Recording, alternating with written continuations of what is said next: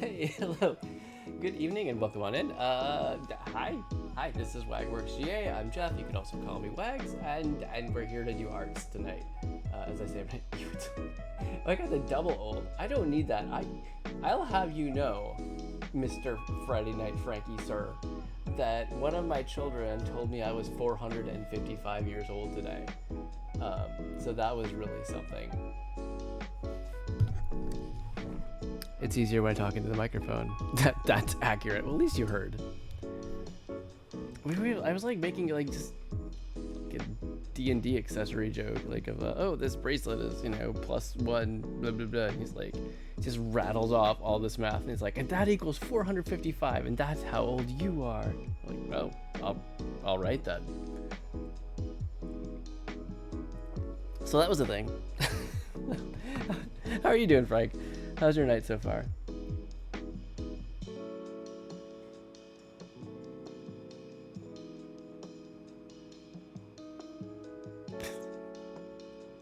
By the way, I'm excited to be wearing, I got my shirt order from Frost Fatales. They came really fast this time. I thought this was a really cool one. I'm just going to show it off from the Yeti. So this is the character Kid from Chrono Cross, if you know, if you're familiar. And Kid, of course, Chrono Cross started its life in Japan as Radical Dreamers, and then was adapted basically to be and expanded to be a Chrono Trigger sequel. And it has probably the best soundtrack of any video game, in my opinion. I'm sure lots of people will come after me for that if they hear it, which they might not, so I should be safe. But, however, my personal favorite soundtrack is Chrono Cross. And it's cool because actually a speedrunner did the art for the shirt, which I thought was really neat. But yeah, that's exciting, I guess. So, let's see. So what's cool is tonight we're just gonna keep on going on the D&D piece. We have shipped the April issue of CoreToons. And as a matter of fact, I chatted with the team, and I can share you guys the direct link to the issue. No sign up, no anything required. You can just check it out. I'm going to drop it here in chat because, of course, I didn't take the time to set up a command in advance. But, it's all good. It's all good. But yeah, so this goes over to our CoreToons website, where we have a viewer for hazing, which is the plugin we use to do animations and stuff like that. If you're interested, you can definitely check that out.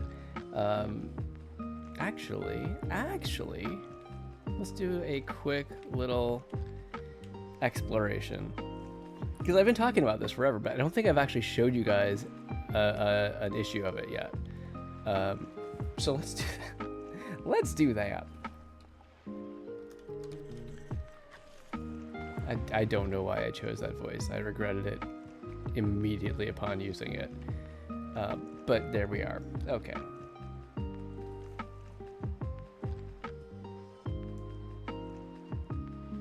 Alright, so I'm just doing my thing here. That came out weird. Why did I do it that way? It's gonna be one of those nights. Cool. Okay. So if I just put this where my face usually goes, let's try it and see how this works out. So this is the nested viewer, and of course it should go full screen when I do this. Hopefully, does that work for you guys? Can you see that full screen? But yes, this is it. This is an issue of CoreToons Tribune. This is some of you who watched the stream might remember me working on this cut paper piece for the cover. So here it is in all of its final glory. I was pretty happy with how it came out. And of course, we've got our mascot, Earl E. Worm, right here. And here is, I think, one of the best parts about hazing. On top of it, all that it does is this. You're not gonna do it? Wait, where's my page turn? Oh, I've been robbed. Well, there it is. Okay. So, it didn't like it in full screen mode. That's interesting. Alright. Well, that'll require me to fix it. How I do this in OBS. That's fine, because we're nothing if not flexible here, aren't we? I'm sure there's an old age joke coming from Frank somewhere, but I'm just gonna roll with it because I'm a professional. As professional is what I was trying to say there. It's very convincing. All right, let's try this. This may work better, and we get our satisfying page turn sounds. It's cool to be able to actually show this to you guys because we've been talking about it. Like, I've been talking about it on a lot of streams. You've been seeing the work that I've been doing for it, but now we're actually looking at the thing. So yeah, you've got there's our mascot, Earl E. Worm. And of course, Early Worms is the name that we give our series, our group of comics for kindergarten through second graders, and Big Apples is the third grade through fifth grade. Of course, very importantly, our team here, we've got Ashley and I, Sarah and Ken, and that's the core four. The core four. And of course, Patrick Lugo contributed a guest comic to this one with Milo the White Ninja, as his dog's Instagram account calls it, which is super adorable and you need to check it out. But obviously I've talked about Patrick before. He's a super talented artist, and I love his comics. He did all the Tiger's Tail Kung Fu comics. We've definitely backed those projects. And yeah, he likes to make comics also about his dog Milo, called and the series is called Go Doggo. And so we try to fit activities in with a lot of our CoreToons stuff. So you can see that here. Some simple questions. And then this comic I'm sure looks very familiar to y'all, because this is what you saw me working on. This is the final version of it.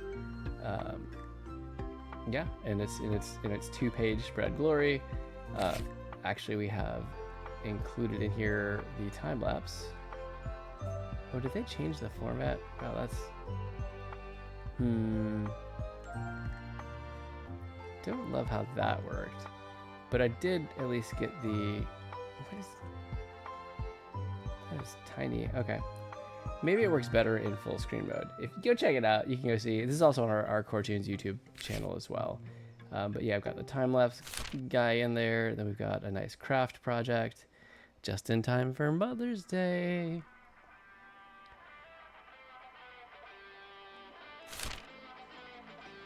Then of course there's our educational bit where we talk about landfills a bit, and you know what is behind the comic that we made. Kind of take-home lessons, greenhouse gases, all that stuff.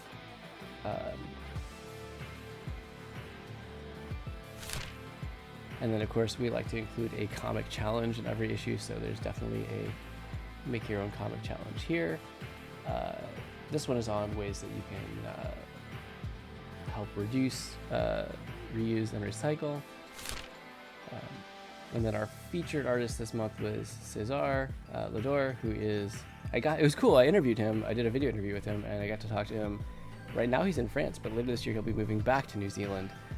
He's just a cool guy. Like, I have never had a bad conversation with him, and he actually is from an engineering background, and yet he makes amazing art like this, and is a full-time artist now, and has a couple of books. They've been out in New Zealand for a while, and the series is called Milo and Jones, and it's actually now launching in the United States and Canada. So that's super exciting. It's awesome for him. We love to see it. And yeah, just look at this. And there's his Milo and Jones books. And then like, look at this. He's so talented. And the watercolors that he does, oh my gosh. And there's a link to the interview, of course, also on our CoreToons YouTube page. And then there's Ken with his Galacticats. We actually had a find the hidden items activity in here, which is good times. And then this is cool because we actually had 3 contributors outside of the core 4. Although S.J. Winkler, she was one of the original CoreToonists. She had some illness and health stuff, so she had to take a step away. But we're happy to have her back in and be featured her again. So she has the Nature is Strange Though comics, and then yeah, all the answers. I can't let you see all the answers. Anyway, that is what a CoreToons looks like. Tribune, CoreToons Tribune digital magazine. That's what we've been working on, and I'm pretty proud of it. honestly, I love the end product and all the work that we've put into it. I don't know if we're going to be doing it to this degree next year, which is partially why we're sharing it more openly at this point. But it's been a real fun journey. We're going to complete out our 6 issues in a year, and I think August will be the last one that we'll do. So we'll have one late May before kids go on break. That's going to be an all activities issue. And then we'll have a back to school issue in August, and that's the last one that we have planned right now. While we figure out what the next iteration of CoreToons is going to look like. But we've been having a blast doing it all, and I think that is the thing that will definitely continue. But yeah, if you didn't see the link, it's right there in chat.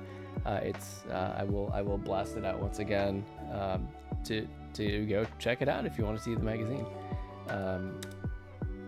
Definitely, I'm proud of it. I'm proud of our magazine. It's good.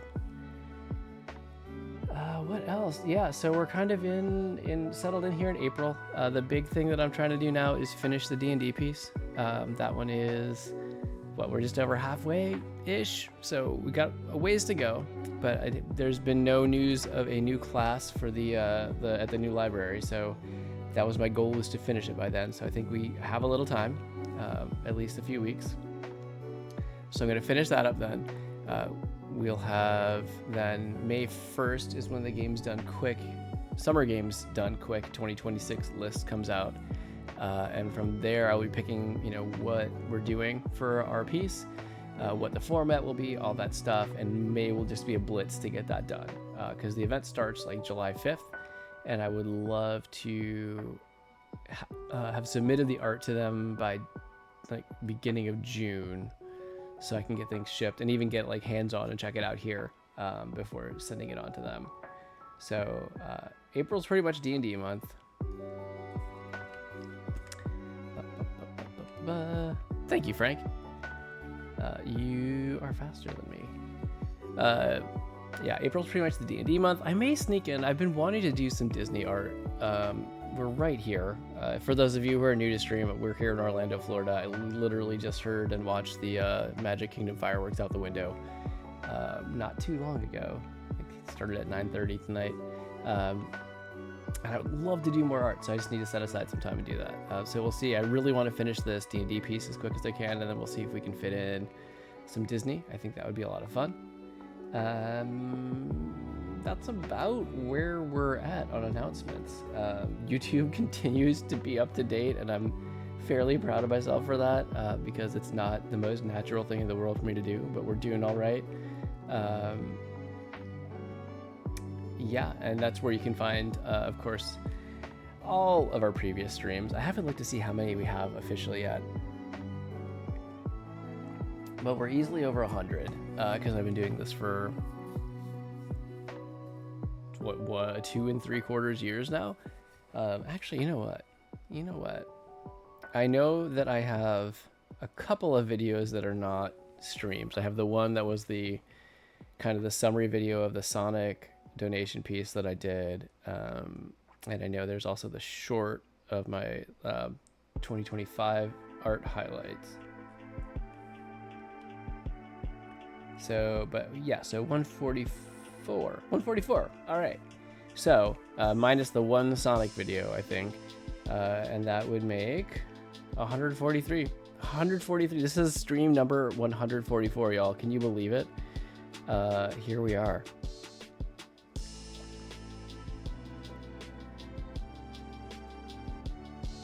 Yeah, sorry. I'm not gonna just sit here and browse my own thing. But anyway, yeah, look at us go. I know that like for a lot of streamers, this is like 143 streams is like not even a full year. But they don't have a day job and 2 kids and all that. So some of them probably might, but the point being, I stream once a week at best, so we'll figure it out. I could just ramble, but I think I'm just gonna go ahead and jump into warm up. So we will do that. As usual disclaimer, we've been in a good groove with the Pokemon fusion warm-ups.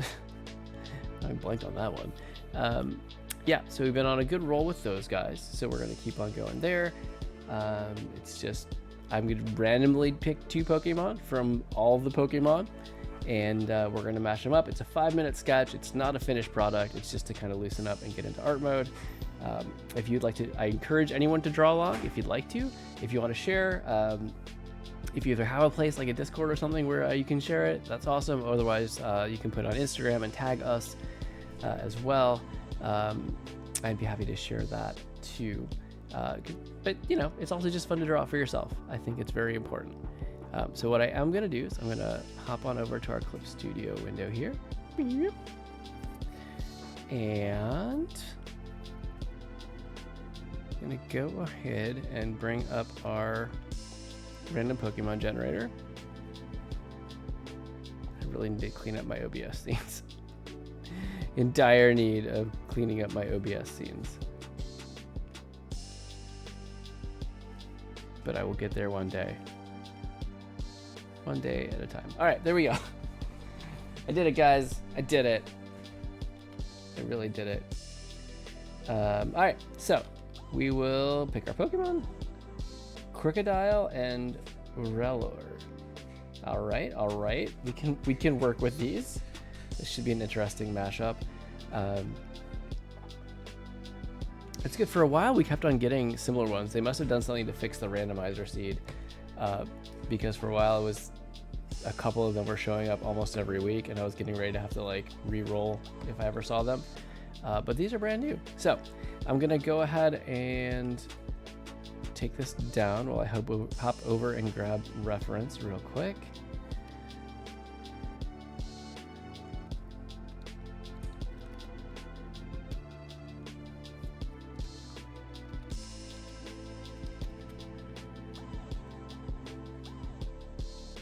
All right, got that.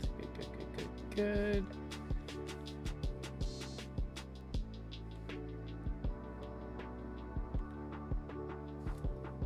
Hold on 1 second.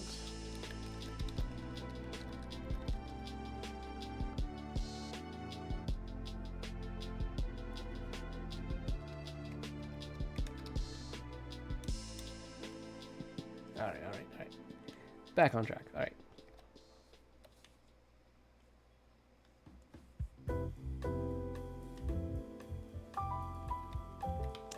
Alright, there's our crocodile. Bring that up in size a little bit.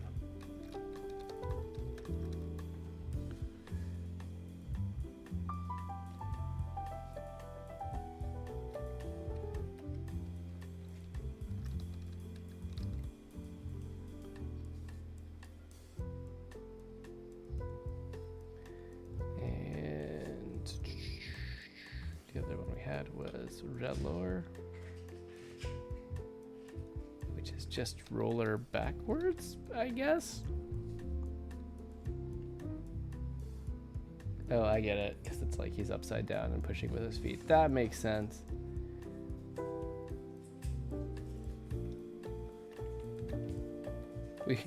We could maybe do something fun with that.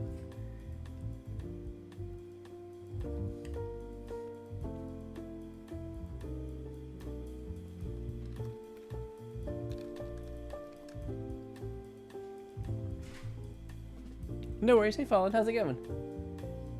Okay, Frank, that's 3. Are you going somewhere with this?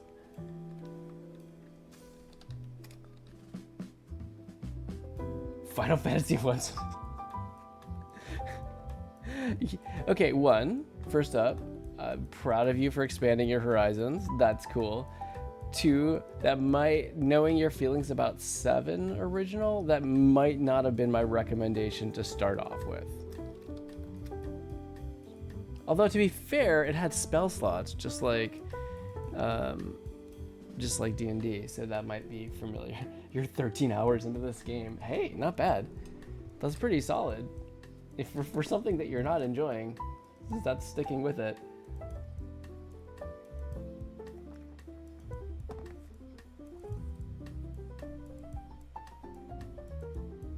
Okay, yeah, so you got the whole like rat's tail thing. You met Bahamut. and got upgrades for all your classes. Okay, okay.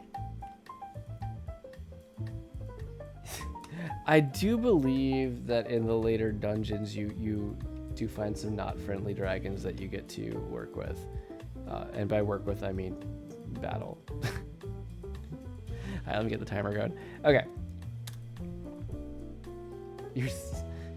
I don't know that many people that are sad when they find out that a dragon is friendly, but you know what? It's fine. Not sure where to go. Fairy in the bottle. Oh my gosh. It's been a long time since I played any of one, and I haven't. One is not one that I've actually beaten. I'm just vaguely aware of the plot from, I guess, watching other people play speedruns. All speedruns don't give you a lot of plot info. All right, 5 minutes. Timer starts now before I just dilly-dally any further. All right.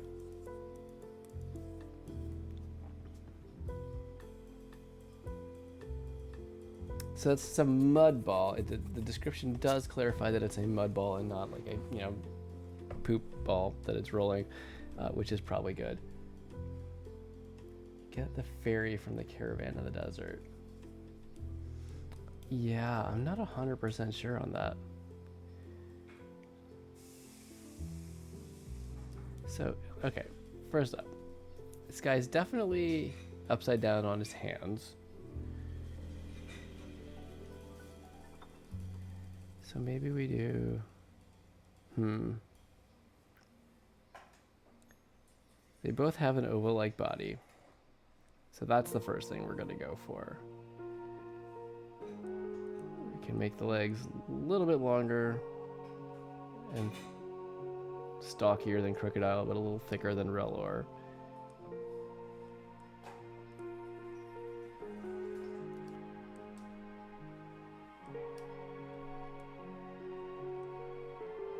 Make it a little bit beefier there. Yeah, honestly, I was thinking of Zelda when you said fairy in a bottle. It's totally where I went with that immediately.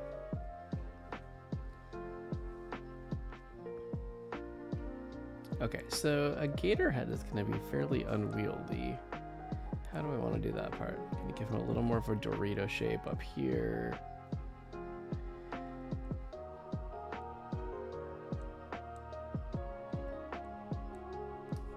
Maybe we do this a little bit differently. Give him a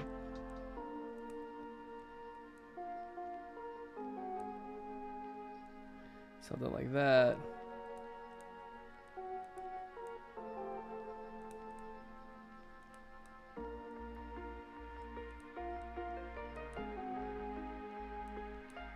Give him like a big boulder or something that he's rolling.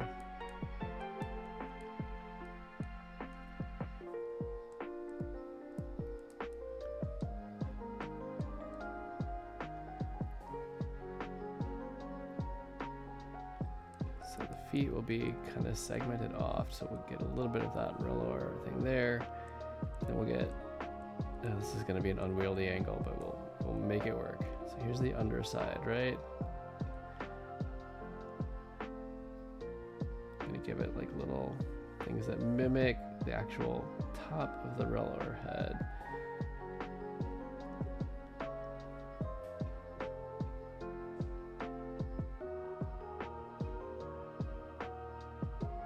You were shocked to get an airship. Yeah, that's been a long-standing tradition in the series, like starting back at the first one.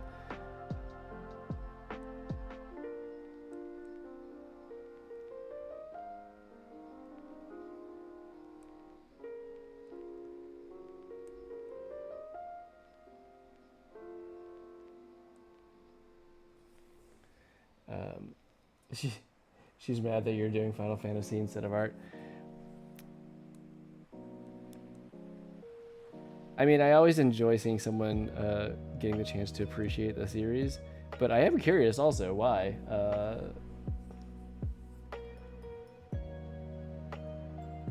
Especially if you're not particularly enjoying it. So with the stripes like that, it should meet, or almost meet. That, and then we'll do kind of this, inlay the pattern for the Relor like that a little bit. This is interesting. We have like the tail have like a diamond type top to it, the underside of it. It's interesting. And then stripes on the back, that's fine.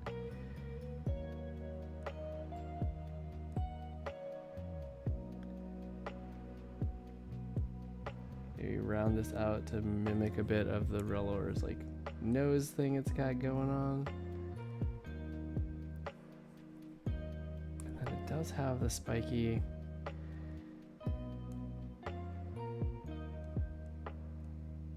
Give it a little bit of spikiness there. Okay. All right. Well, that's time. You're not mad. He loves it. Oh, so wait, are you actually a Final Fantasy fan then? Because that's cool. I mean, there's always room for more in the fan club.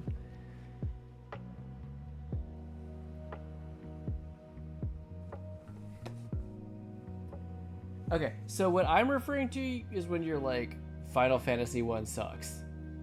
That did not sound like an I like it statement, but perhaps I latched onto that too early. You're very skipped. No! Yeah, you're gonna have to, I mean, I know some of the bigger details of the plot that are going to happen later, but I'm not gonna say a word about those. I don't know how you get there. Have you done, because you had to do all 4 fiends, right, already? Or is the, because like I feel like I remember doing the vampire, in the bit that I played, the vampire was before Bahamut, before you get your class upgrade. You only done 2 fiends, okay. Yeah, because I remember that the Earth Fiend was the vampire and doing that one. So did you do Volcano yet?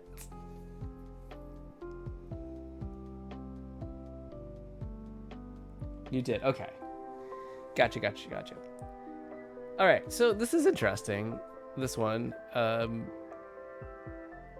I feel like I got the spirit of it. I would have to lay down more final lines to see if I really like what I've done with some of these elements, but I'm okay with it. And I would explore it further if given the chance. Your vampire was like, you can't kill the undead, and then I killed him. And then I healed him, and he died. Or re-died? I don't know. It's really funny because, like, in Final Fantasy world, fire is like it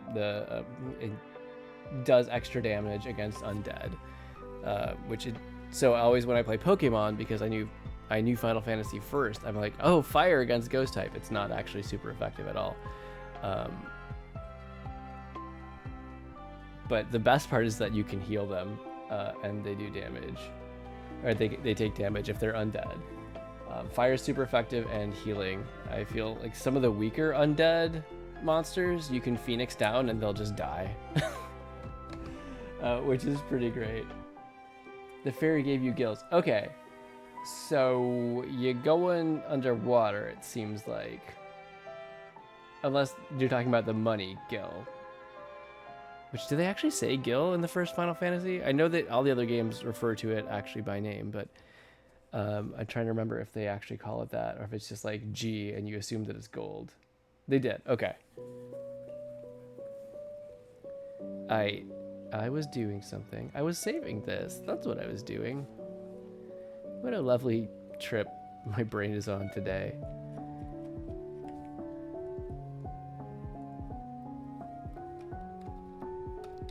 And today is the 9th of April.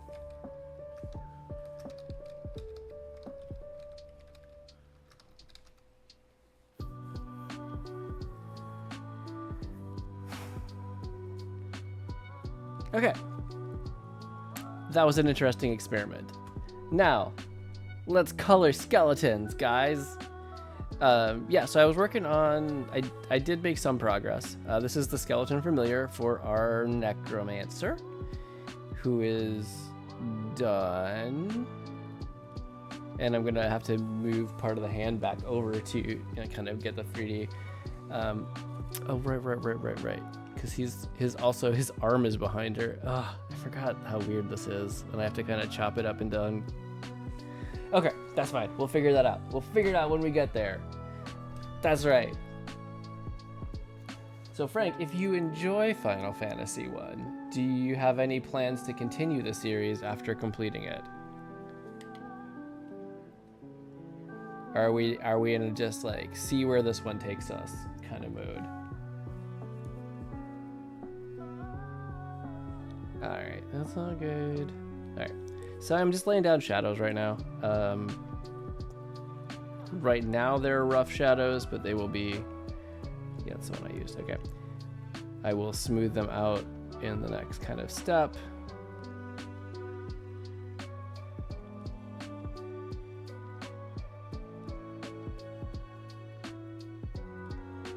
Some more than others, of course.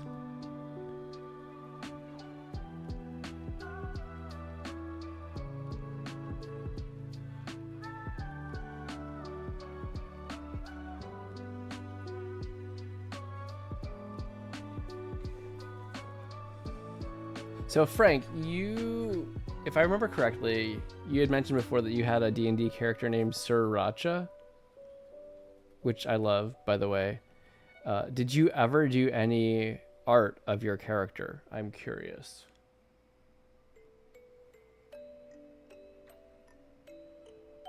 And I will, yes, at some point stop throwing random questions at you and let you actually answer one or do what you're doing at some point. But I make no guarantees, you know, because I'm obnoxious like that. It's cool.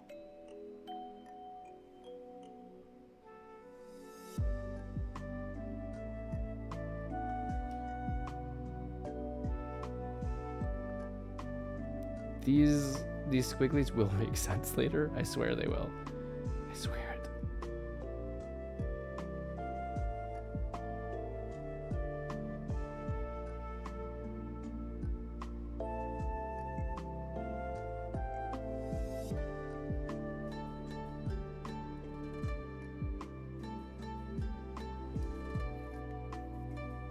He's dealing with something. No worries, no worries. I talk, but in general, I'm gonna understand that life happens. It's cool. How have you been doing, Fallen?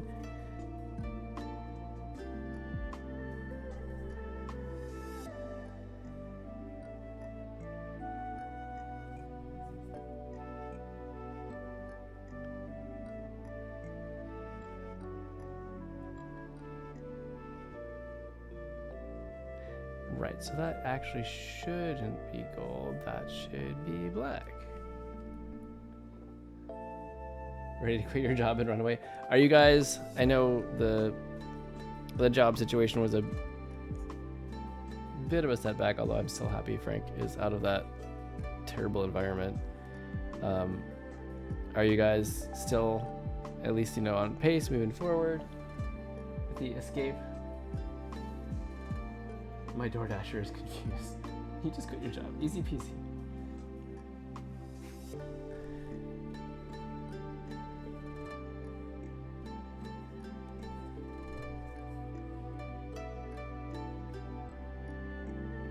Man, I tell you what, especially back when, like last January, when nobody was quite sure what was going to happen with the National Weather Service and the research institutions that depended on funding from it, definitely had to give some thought about what might my career look like if I had to go alternate angles, or what might I choose to do.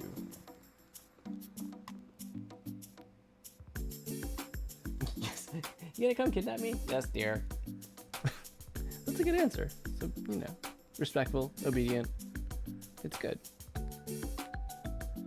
No, that's the wrong layer. Okay. Better. Better.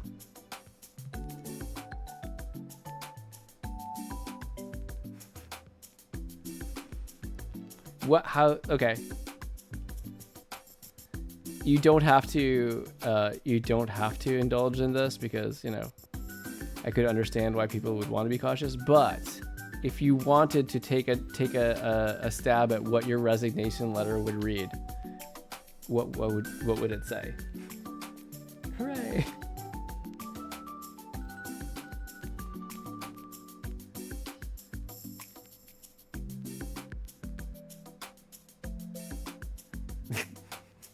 This is what mine said. This is gonna be great. Oh boy, this is gonna be great. Sorry, Dave Pilkey always uses that in his Dogman books, and I love it. It's just one of those phrases that has become ingrained.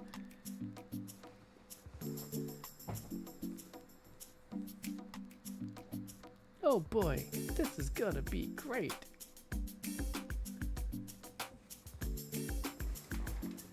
This is an official letter of resignation, effective immediately. And signed it. Well, direct, to the point, unambiguous,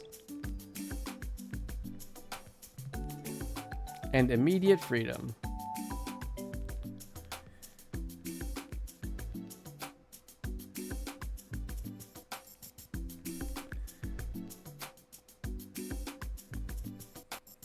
Yeah, I feel for you, man. That was a rough situation. I'm always very much terrified of rocking boats, any boats. So and part of me is like, oh, that's that's a hard situation to be in to have to resign immediately like that. But at the same time, everything you described was miserable, and I don't know how that was going to get better.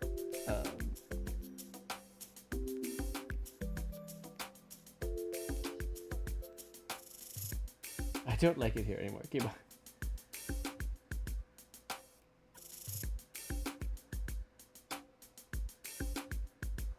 You now have to save some mermaids. All right. I mean, that's a pretty good career situation.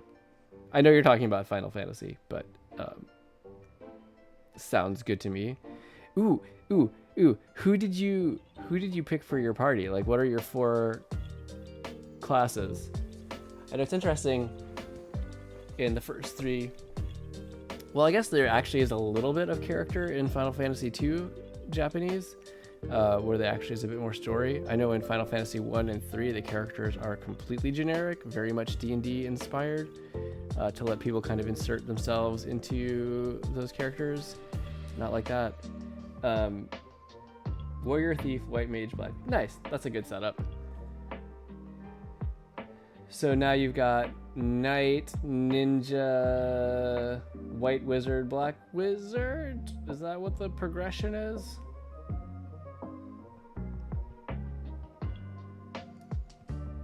Nice.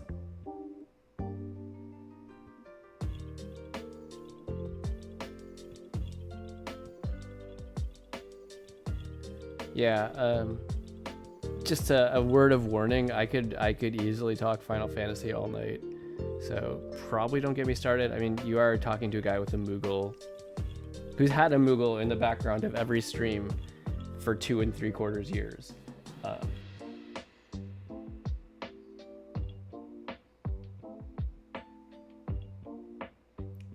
The Final Fantasy set was sad they don't have cards.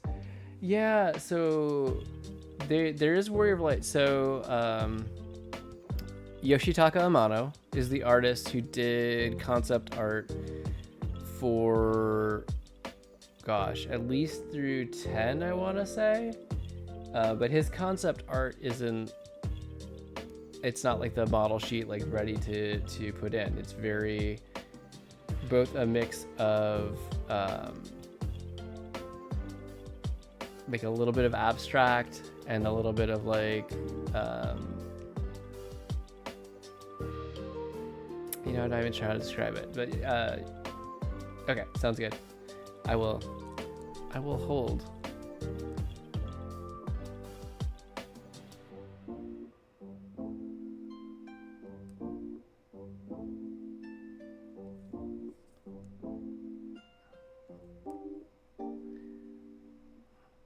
Actually, while holding,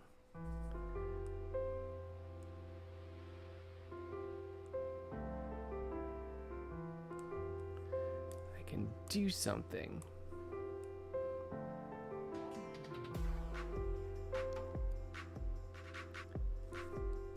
I like to imagine, like, Frank's like, be right back, and then literally, like, dove off a boat to go save some actual mermaids at this moment in time.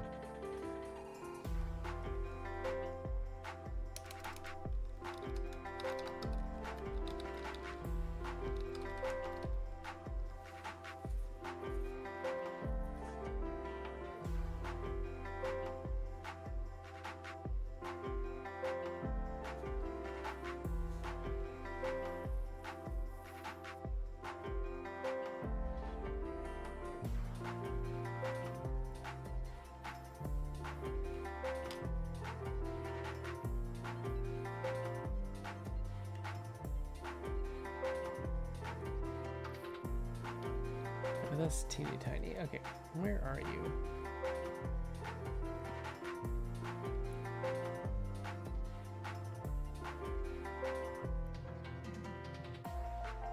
Yeah, I guess I go with Amano being like a mix. There's a little bit of abstract to it, but now that I'm looking at it more closely, I can see more of the, it's really embellished manga style, but like with a mix of like classical in it. It's such a unique style, and it's very hard to describe it well without just showing it. So I'm gonna do that when Frank gets back, because it's also beautiful. Like I love Amano's artwork. Oh, okay, he's back. There we go. Well, all right then. There we go. Yeah. So I was just saying, like, I was looking at the art that you see, like on the Magic cards, like the reskin. The whole Warrior of Light thing is based on Yoshitake Amano's concept art for the game, which obviously didn't get fully translated into the NES version. But then in like they'll use Warrior of Light as a character to represent Final Fantasy 1. And it's basically just using Amano's concept art, and it doesn't really consider the other classes. It's just kind of like the warrior-ish guy. Yeah, so like this is Amano's art, and this is, you can probably see what I'm talking about with the style being like so unique. It's hard to properly describe. Like this one is a little bit less rendered than some of the other ones you'll see that he does, but this is the Warrior of Light design. This is the guy. I like him with like all the little dragon dudes all over him. But yeah, this is it's a very classical meets manga meets a little bit of abstract. It's kind of like if Dolly wrote manga. That'd be an interesting concept. But that's the main one. But there's like some amazing concept art out there. This is pixelated. I'm not, we won't do a deep dive. I'm not prepared for that. But yeah, you can kind of see that's another Final Fantasy one. This is Final Fantasy 2, I want to say. This might actually be, this is 3, it says. Okay. Like here's 4. This is 2. This might be 1 again. Oh man. Where's a better version of this? You hated the boat, too many encounters. Yeah, fair. There's a little bit. Okay. So this one, for one, you can actually see a little bit of the rest of the party existing over here, aside from just Warrior of Light. But anyway, it's such a cool style. And I like that he even the ones where he didn't do the character design for, he still did some concept pieces. Like here's like a piece of his art. Wait, I can do the whole thing, right? Yeah, here's 7. his art for 7. Oh no, why are you so pixelated? Okay, yeah.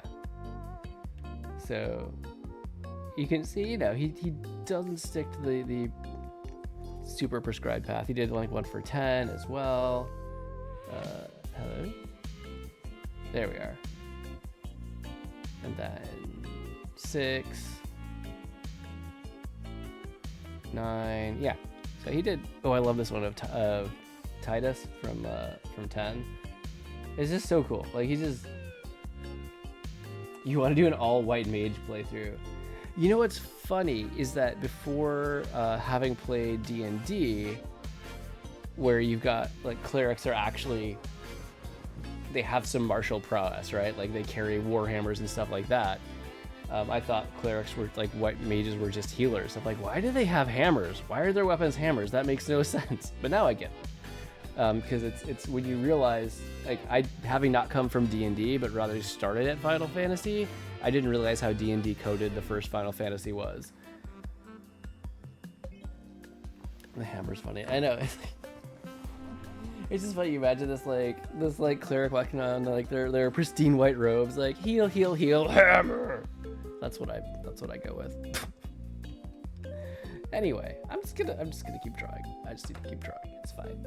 It's fine. It's fine. How many times can I say it's fine? Probably a lot.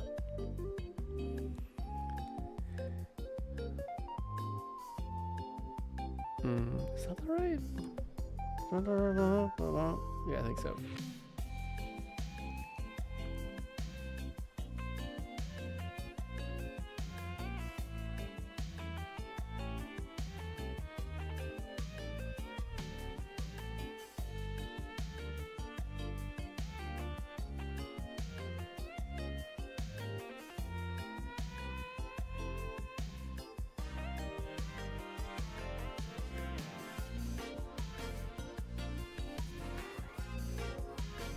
Oh, you auto-generated your party's names?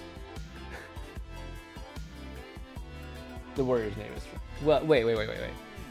That one you set manually, right? Because if that auto-generated, that's amazing.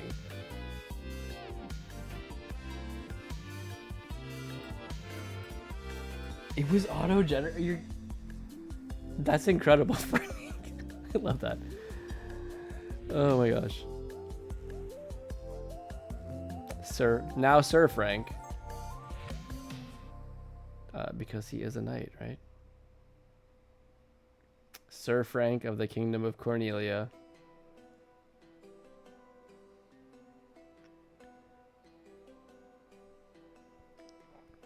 So yeah, I think I mentioned at our wedding, I got to include in our pre-ceremony music the prelude for Final Fantasy, like this pretty piano version. It might have even been like grandparents or parents coming in, and then also I'd have like an acoustic version of the intro times Scar from Chrono Cross 2. I like how Princess Sarah is a magic card, but Warrior of Light is just a reskinned card. That's interesting, actually. I wouldn't have thought they would do it that way, but...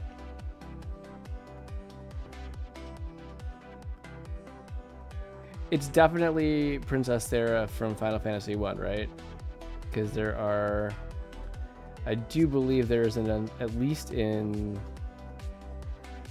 I think Princess Sarah is a recurring thing. I know at least 3 has it. I actually really liked the 3D remake of 3. I played that on DS back in the day when I was commuting. And that was interesting because they actually did go in and try to insert actual characters and fill out, like, instead of it just being Onion Knight was the type of character, like this kind of the idea that it was this character with the potential to take on any class or job and switch between rapidly. Yeah, so they actually gave you 4 named characters. They tried to work in little bits of story, even though the main game the original didn't have a lot of personality. It is definitely one. Okay. But Princess Sarah is in that one as well, if I recall.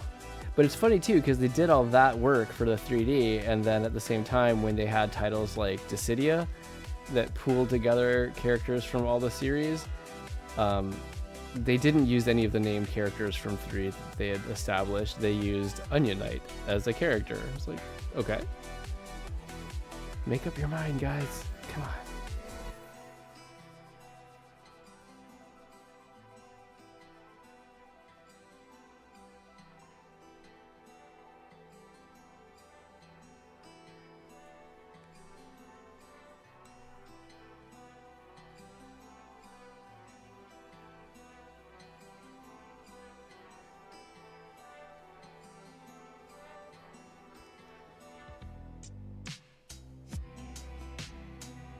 Dadix, hey, how's it going?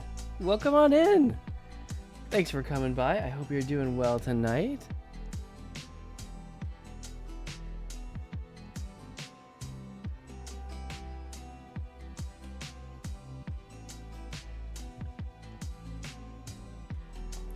Art. Oh, actually, it's multiple T's.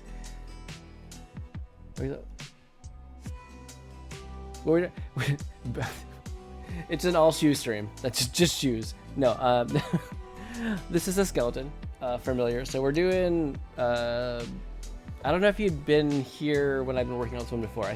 Maybe earlier in the piece. This is like a massive D&D party from our library campaign with like 23 overall characters and creatures. So I'm working through one by one. We've got our Necromancer and her familiar, which is a skeleton.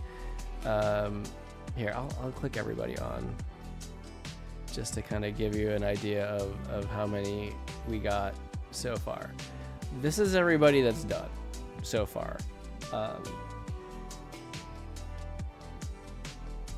Skeleton should have sandals so you can see their bone tooth. Oh, thank you.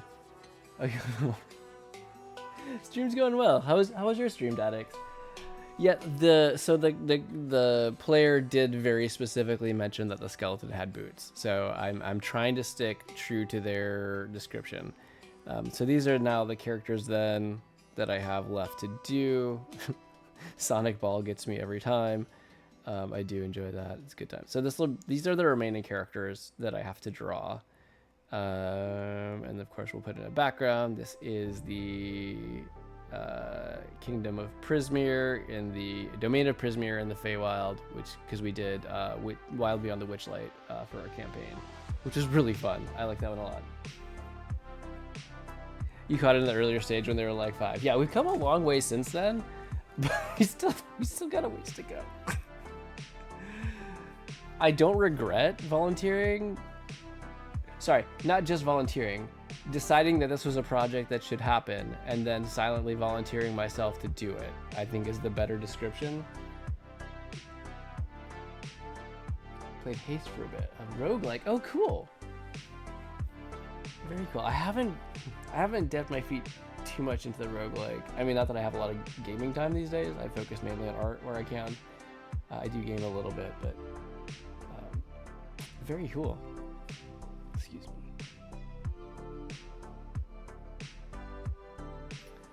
All right. One big, happy, dysfunctional family.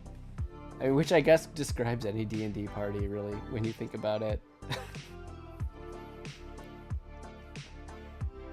Guaranteed that at least like 1/3 of every party is like raging pyromaniacs. That's just kind of how it goes. You'll notice. So Loomlurch in the campaign is the stronghold of one of the antagonists that you'll find, and it happens to be a giant tree. And you'll notice that there is some ominous smoke coming off from that direction, so you can probably guess what happened there. You'd watch their show. It was you know what? It was pretty entertaining to play the campaign. We actually finished this one. Some of these characters have continued on to the next campaign. Others of us have started new characters, but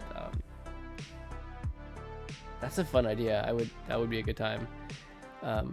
I think part of the idea too behind trying to visualize all the characters is that it would be fun to draw little comics about some of the silly stuff that happens. But first you kind of have to know what everybody looks like. So we're working on that.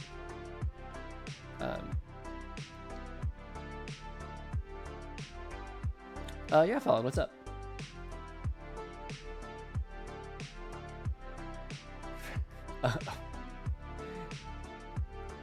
What did I get? Oh, like Ashley? Fallen slapped you. Wait a minute. That's a long arm. So who's really the mean one? Do you guys like have a soundboard on Discord that you do slap sound effects? If you're really in a D&D party, if no one wants to cast Firewall, even the Barbarian.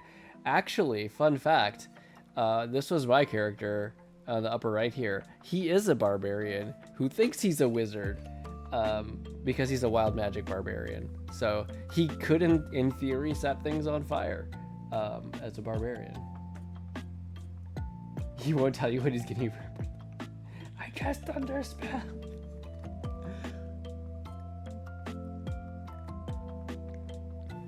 So, for Ashley, it's different because she's more of an experienced person. She wants an experience. She doesn't really like to accumulate stuff. She's very much a minimalist. So in general, what I say that I'm giving her is obedience, because she usually doesn't, like, she's like, hey, don't get me stuff. Like, instead, I'd rather do something fun. I'd rather go here. So, like, that's what we do. We do fun activities together. Usually, you know, letting her kind of plan out what she wants to do. Experience is too much work. Just get her a gift card. Easy peasy. True. Fair. Fair.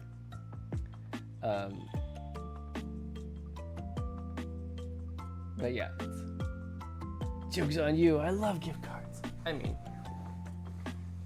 as long as it's a place that you intend to use them, you know, that's fine. It works out. All right, so I'm gonna go ahead and declutter this so I can focus back on shading the skeleton the rest of the way, and then we'll figure out the layering. how we're gonna work this out. In some parts the skeleton's in front, and some part the skeleton's behind, and I just need to figure out how to chop this up properly to make that work. But I do need to finish the shading largely first. Okay. Now we're focusing again. Cool.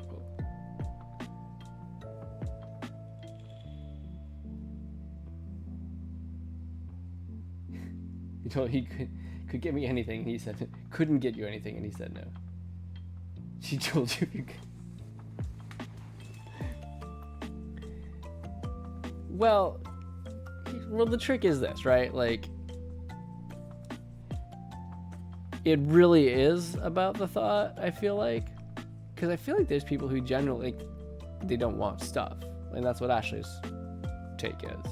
And I totally get that and respect that.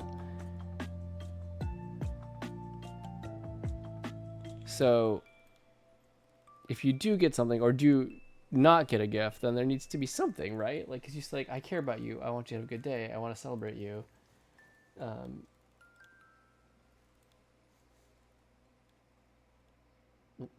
You were thinking now Daisy's a grown-up now? No wonder why she's never...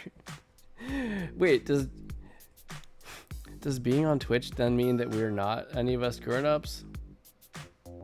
Honestly, with the number of times that you've called me old already this stream, I'm totally comfortable with the idea of now backtracking to, like, I'm not a grown-up at all. In fact, I think some would agree wholeheartedly that that's where I live.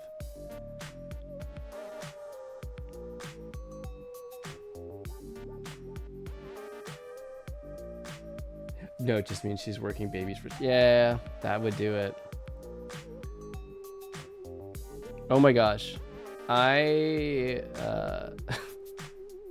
So Twitch was still pretty young, especially back when I was commuting in the office.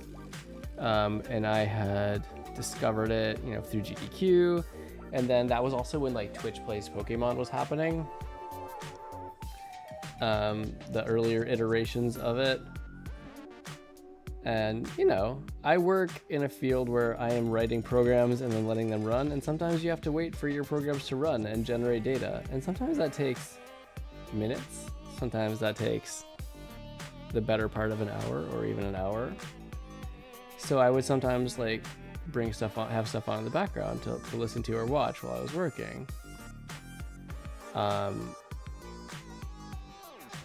And one of those things that I had on was Twitch Plays Pokemon. Now, if you watched that stream back in the day,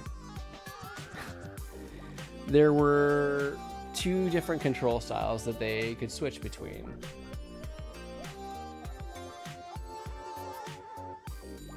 Ooh, fun. I'll get back to the story in a second. Never had a group for D&T, but you want to learn how to DM. If you roll high enough, it's in the campaign.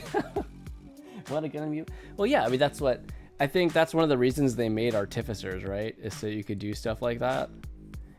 Or, you know, you could just kind of plot force a crossbow to basically be a gun, I guess. But yeah, like, I think artificers can make straight up cannons and everything like that. I know there's a lot of good free resources out there. What I've heard from a lot of folks, including our DM for this library campaign, is that the new DM manual,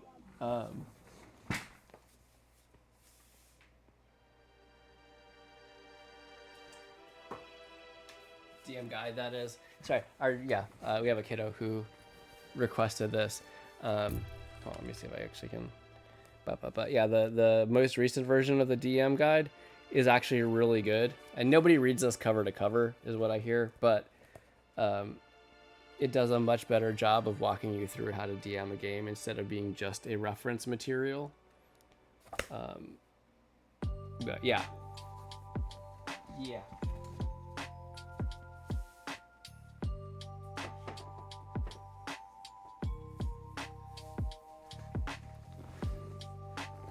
You're making an artificer who's developing atomic weapons. Sarah Oppenheimer. Oh no. I mean, I say oh no, but actually I also kind of love it. I love the really just madness that can happen in a D&D campaign. In the Wild Beyond the Witchlight one, there's a part where you run into a bunch of like fairy performers, and like one of the members of the group who's there with their kid, they're like, oh, don't take any gifts from fairies because it's their way of like tricking you and enslaving you. Don't trust the fairies. And like the kid heard this and was like, they're up to no good.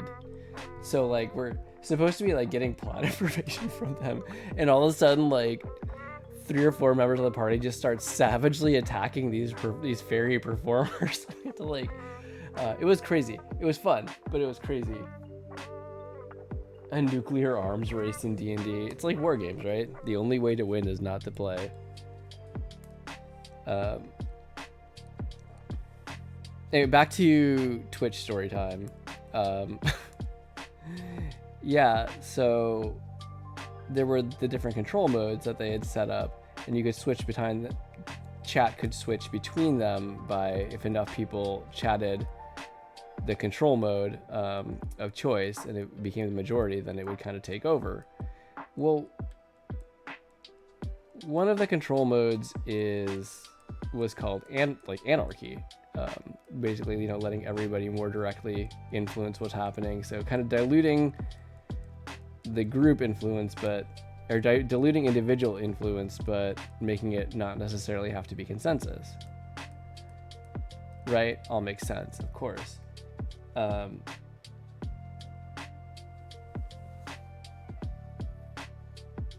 Is this handbook good if you want a world building reference for comics? I think so, because it does also include some scenarios and general world stuff. But if you want real world building,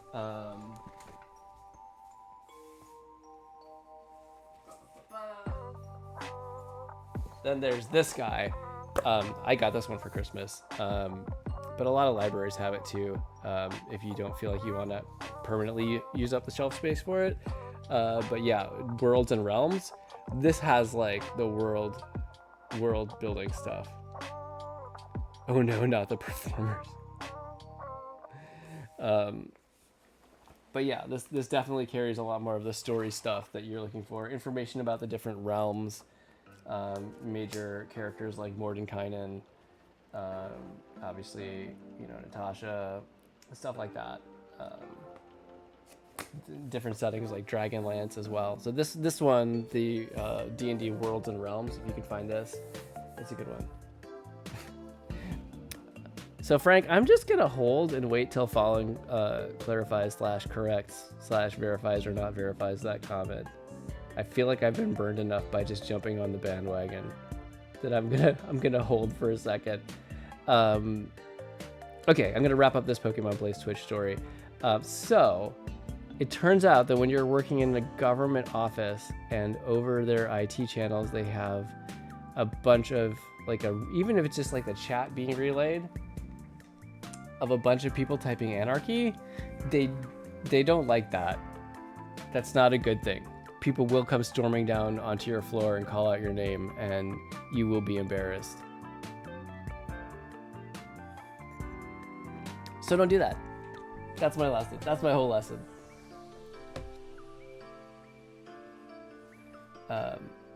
All just because I just wanted to watch Twitch play Pokemon in the background while my programs were running.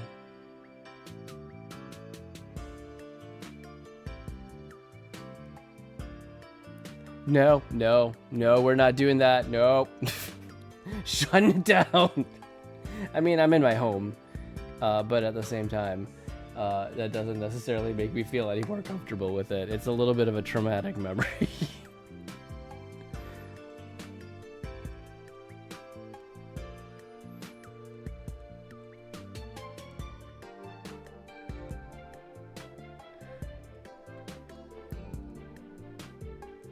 And that's when I realized I was different than everybody else in my office. You ever have that moment where you're like, something's off about me.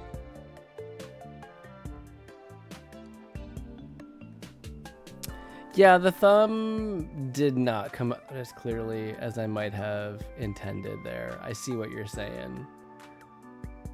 He's a skeleton, right? Maybe he lost the thumb. Maybe he had to replace it with, whatever he could find. Right? Maybe it's, maybe it's story. It's backstory. Maybe it's not just me being lousy at drawing a skeleton hand. I mean, it's definitely me being lousy at drawing a skeleton hand, but maybe I can pass it off as something else.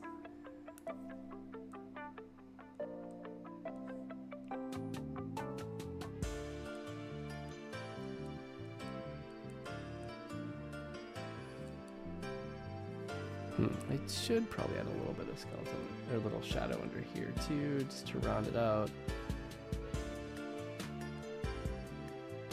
I should add some skeleton under here. Wait a minute, it's all skeleton.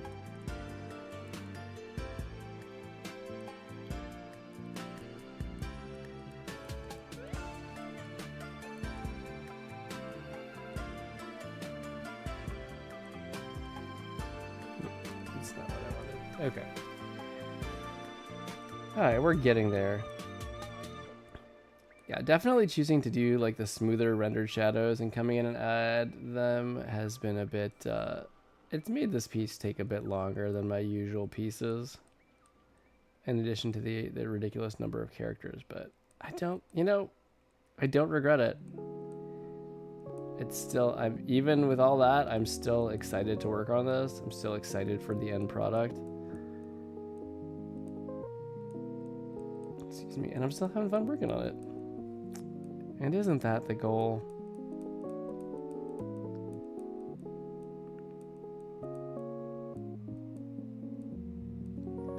But yeah, Dadix, if you think that might be something that you're looking for as a world building reference, I would definitely like page through it, make sure it seems like what you want.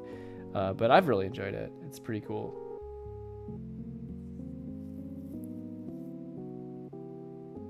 The goal is getting rich and dying. And you're just like, well, maybe, but I'm in no rush to get, especially to that last part. bring this down a little bit.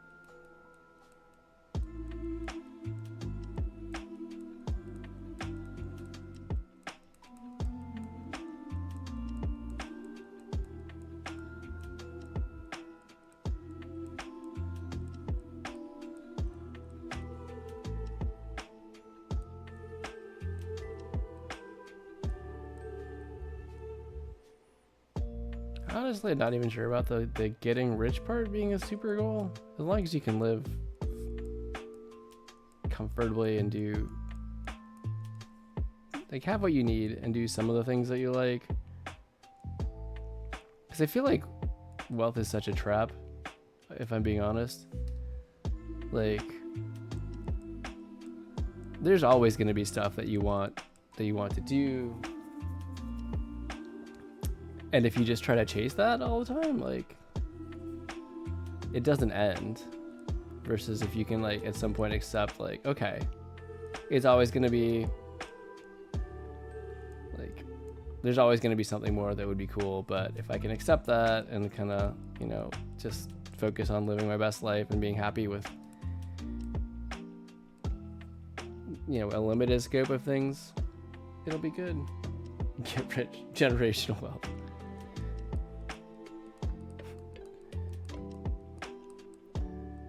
Don't get me wrong. It's not that it's all bad. It's just that I think it's an extra challenge. Like, I think the road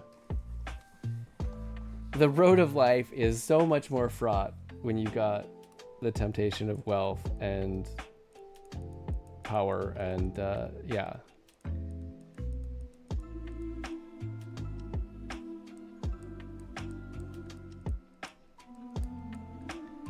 It's like, okay, what's like the most luxurious item I can think of right now that I really particularly care about? Maybe like a Switch 2? And that's not cheap, don't get me wrong. But also, I don't like earn enough money to buy one every like 10 minutes. So when you start getting to that scale of things, I think it's dangerous. But it's not that that's just enough to satisfy, because then there's like a whole nother scale of stuff out there. Expensive cars, expensive food, expensive everything. And it just kind of turns into the cycle where you're never really quite satisfied. There's always something that's just beyond the reach. I don't know. Maybe that's just me.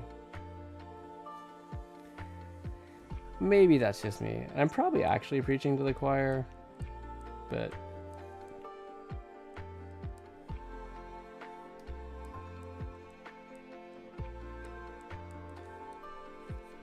I think my biggest dream monetarily, honestly, these days is like, boy, wouldn't it be cool if I could support my family and, you know, have the health insurance that we need, but just be getting to do art and creative stuff all day. That would be like the money dream to me.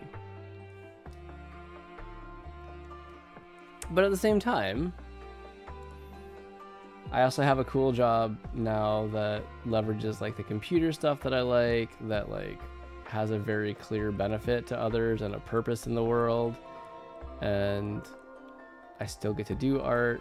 So maybe I need to also just accept sometimes that even if it's not 100% what I want, is still what I want. It's still satisfying, and be pleased with that.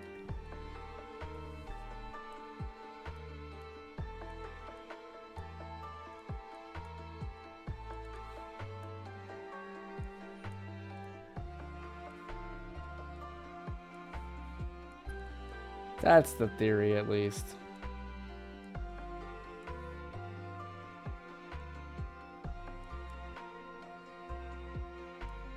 So I was actually talking with in our critique group earlier today at lunchtime, and with one of my friends, and I guess she was talking about a conversation she'd had with a kiddo where, you know, they were worried about like, oh, you know, with all the crazy oil stuff, like what if the world runs out of oil or it becomes ridiculously expensive? And it's just, you know, that we kind of circle back to the idea like, you know, I can be entertained with a pencil and paper. Like, granted, shiny screens and all these other things are great, and I think, you know, even more fun, but like, really? I could be entertained with so much less than what I have available to me right now. And not that that means that we have to do that, but I feel like it's a good reminder for me to be like, oh, right.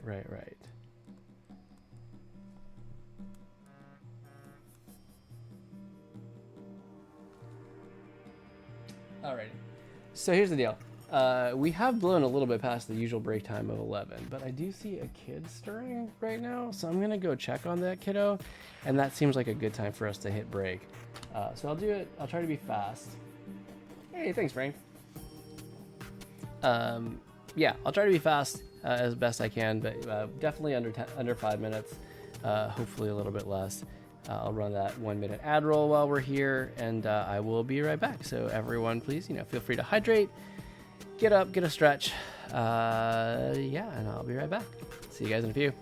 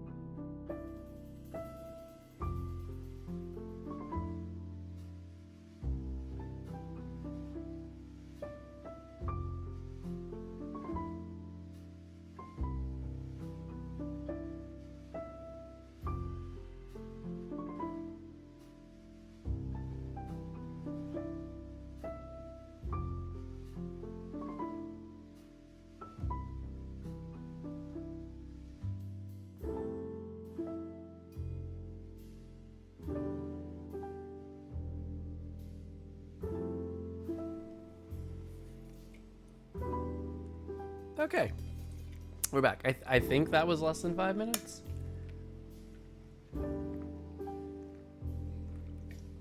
Coffee done, switching to water. Good deal. Get this guy back on.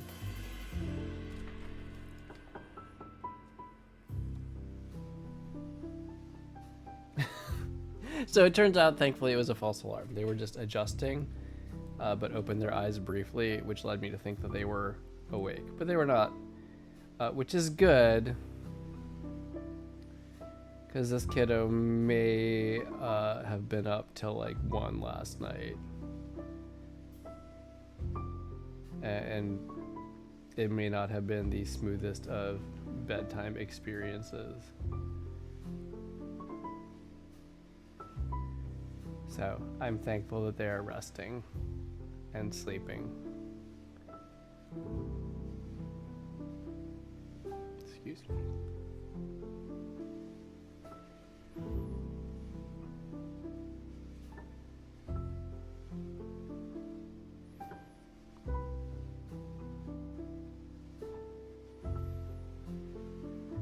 Calling the parent police.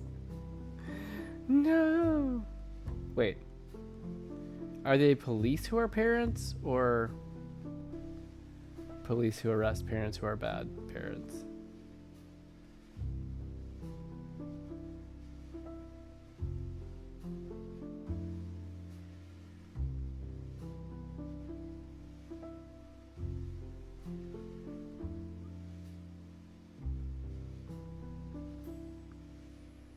Yeah, one of these days I should just learn how to do this with an actual round brush tool instead of like laying down cell shaded colors and then softening them.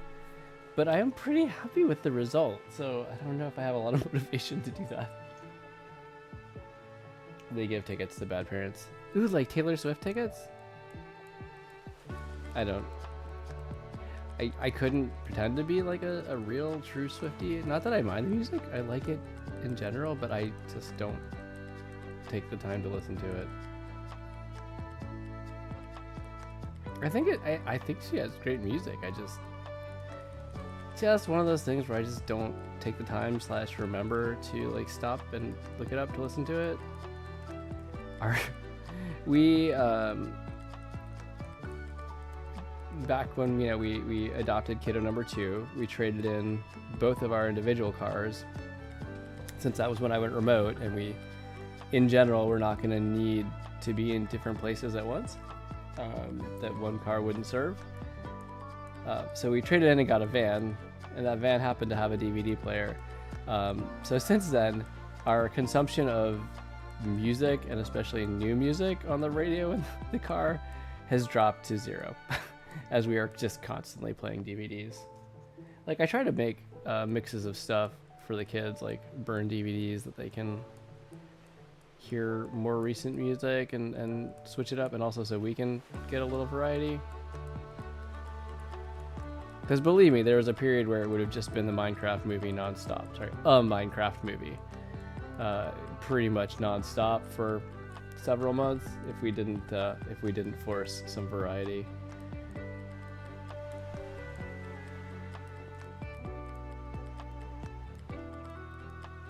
Which, I mean, don't get me wrong, I enjoyed it.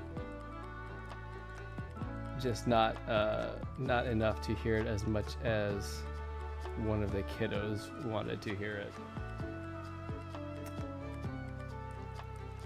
I hope so. Like, I'm really excited for the Mario Galaxy movie. The Galaxy games were actually my favorite 3D Marios.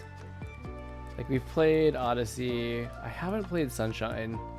Definitely played my fair share of 64.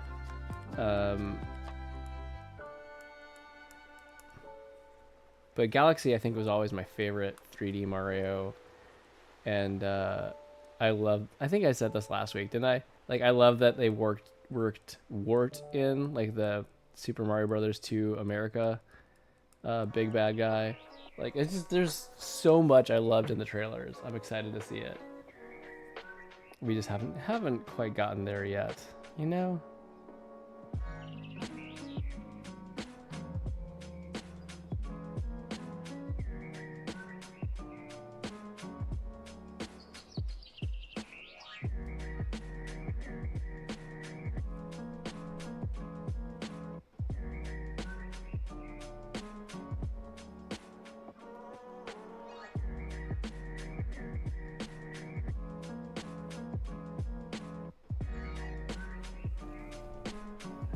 So this looks a little bit more like 4 fingers than a thumb, I think, hopefully.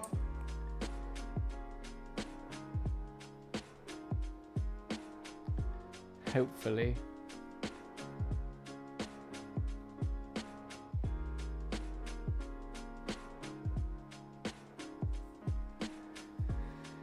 Alright, we're getting there. This is so much shading and fabric-y stuff. I don't regret it. Again, I don't regret it, because I think it's coming out pretty cool overall, but man, it definitely takes longer. That's for sure.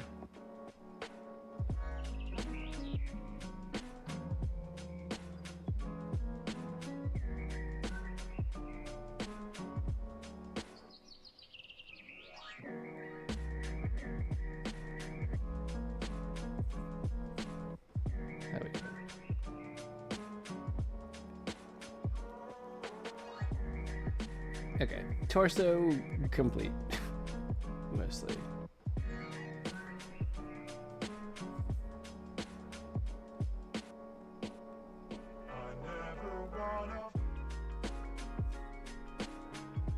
Chirpy, hey, how's it going? Good to see you. I hope you're having a good night so far. Or was this one of those times? I forget where you're at. Is this morning for you, or is it in fact evening? Or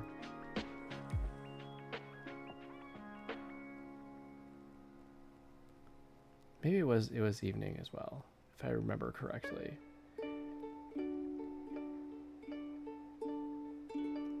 Apparently it takes a while to access my old memory banks. I blame Jeff. Nice, okay. We are in the same time zone.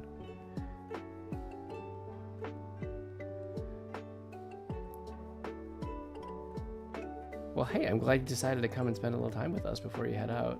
That's cool. Happy to have you here.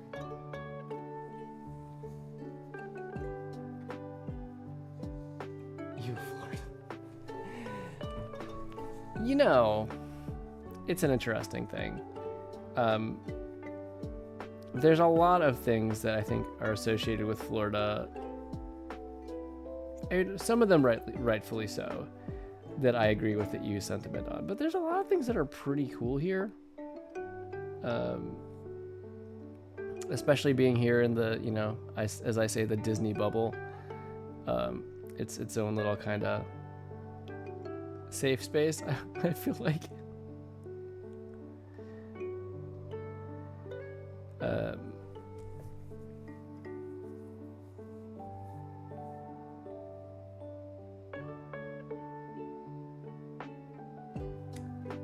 But yeah, it's for example, getting to see the Artemis launch, like just literally go outside and just see it. Be like, hey guys, have fun going by the moon. See you later. That was pretty neat, especially now that we're kind of in this newer age of space exploration. I think it's pretty exciting being here. You know, we'll just be randomly out at Disney or randomly out at the playground walking, and just like one of us will look up and be like, oh, hey, rocket launch. Like, oh yeah, neat. And the Artemis 2 mission, we definitely were paying attention to. we knew that was coming. Yeah. They passed their, was it like Wednesday? They passed their farthest point out. Was that right? And their little bit of time where they're out of communication as they went around the far side of the moon. And then yeah, they're on their way back. Splashdown off the shore of California, I think. It's a 10-day mission, and they went up last Wednesday, so it'll be what, Saturday, I think.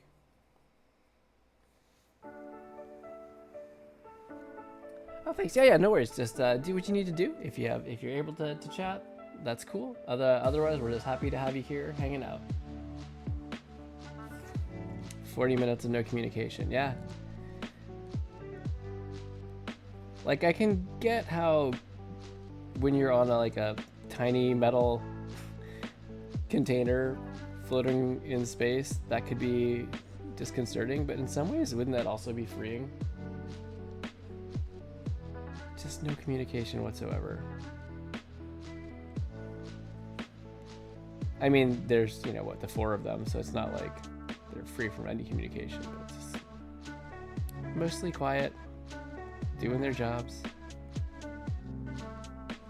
I'm very curious to see what it'll look like when we have a permanent moon base. That's pretty cool stuff. I'm glad that we're returning to do that.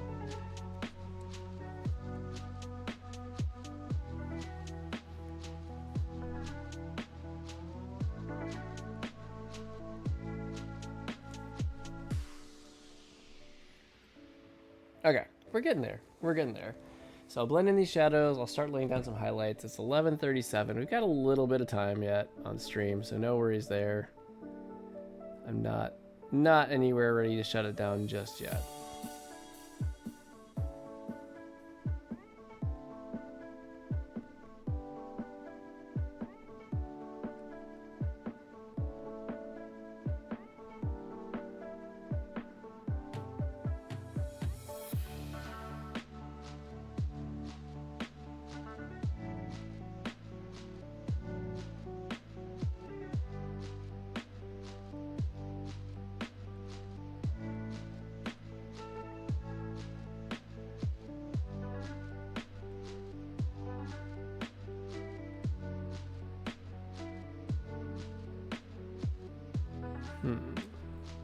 A little bit in here. There we go. Fix that.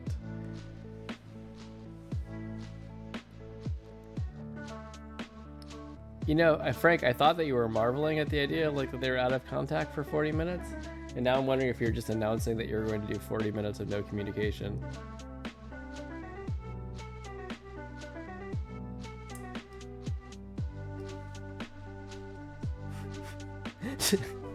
That'd be the funny Nutella commercial. Nice. I do enjoy the Nutella. Whoop, there we go. Actually, Ashley made like a more keto friendly, because one of our kid with epilepsy is on the keto diet right now. We've been there for almost 2 years. We did like a more friendly, not still 100% version of Nutella with just roasting the actual hazelnuts. That was super cool. The Artemis. I haven't seen the Artemis 2 Nutella commercial, actually. I didn't know there was one, which is why I was taking that conversation in a weird direction that was probably nothing to do with what you intended. Tell me more.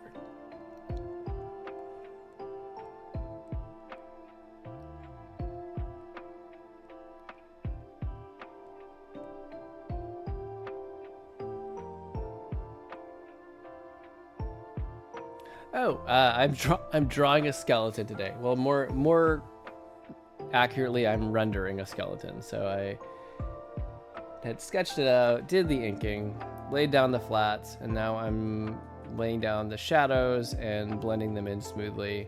I'll add highlights in. So this is the skeleton familiar for our Necromancer character. She is right here.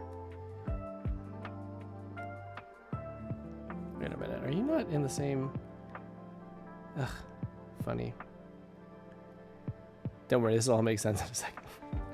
I promise it'll make sense. It's fine. It's fine. Okay. So yeah, there's the Necromancer. I think she was the one that I was working on last week. So she's done, and we're just giving her buddy right there. And that's where we're at. Oh, thanks. Yeah, you know, he's a good guy. As far as skeleton familiars go, he's solid.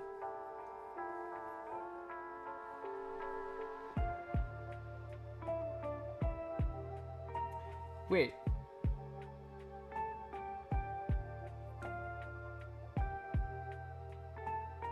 Thank you. Wait, Frank, did the YouTube link was malware? I don't understand what's happening. I'm not clicking it, but I'm also a little bit curious why. No. No, I'm not gonna. You can't just say malware and be like, click it. Frank, what are you? Frank, are you all right? Are any of us all right? Not malware. There. Bro. I am gonna need more information and assurances. This is my only art computer. This is all I got.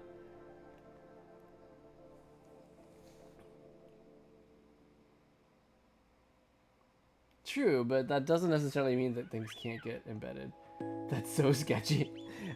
Thank you, Chirpy. Yes, that is a little sketchy. I feel like Frank's gonna be like, haha, I'm learning IT security and you just failed. Like, but I said no.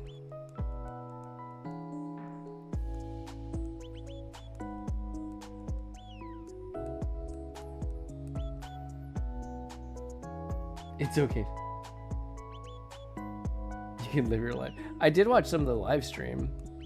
Did you know, dear viewers, that NASA has a healthy Twitch channel? They've actually been checking in on the mission periodically throughout the week. I mean, there are definitely chunks of time where it's like just the 3D model of what the configuration of the ship currently, so it's not always exciting because like clearly they don't have like a camera flying outside the ship, but they do at least have some coverage of it periodically this week. I think they launched all yesterday for the farthest point away from Earth, right? Didn't they officially go now as farther away from Earth than any other humans have ever been? Which is pretty crazy to think about.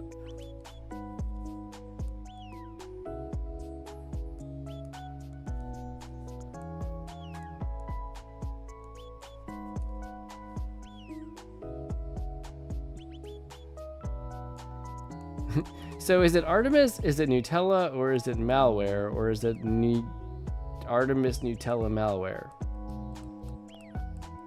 Which I don't know what that actually entails. It sounded more clever in my head than when I actually said it. So there's that.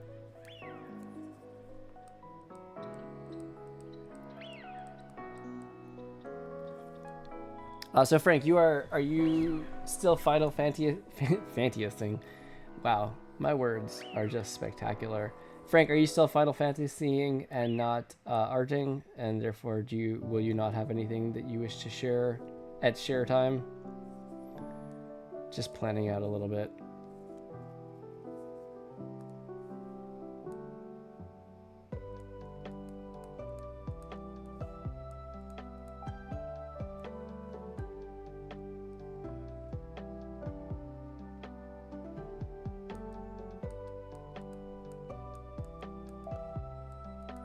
Yeah, I realized I could probably bring the navigator window back up a little bit, although it doesn't really let me zoom as much as I'd like on the navigator, so you still can't super see what I'm working on in there. It's just, or at least it's tiny. I mean, I could mess with it a bit in OBS, I suppose. But yeah, I realized as people have come in and be like, hey, what you drawing? I'm like, oh right, this is just like a boot. just feet. That's what we're doing tonight. It's a foot stream. Wow, that voice was disgusting. Sorry.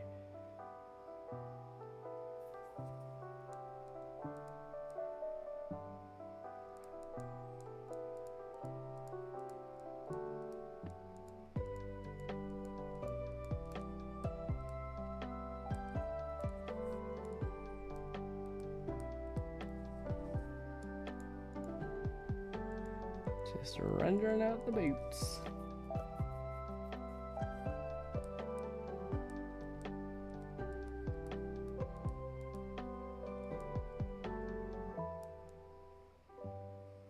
Okay, we're doing all right with that.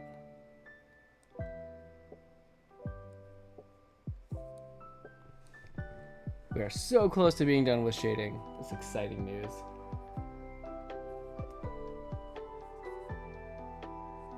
How auspicious.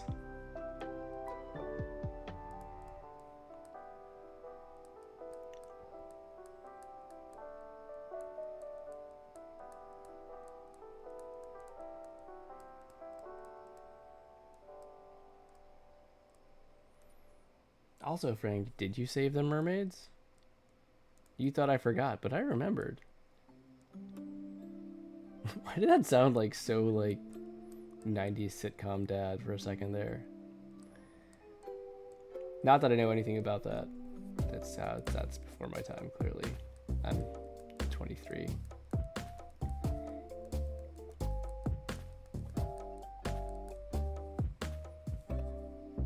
Man, I thought for sure I was going to get Frank to say something on that one. Perhaps he's busy with more important things. Which was not meant to be a sarcastic statement, even if it came across that way.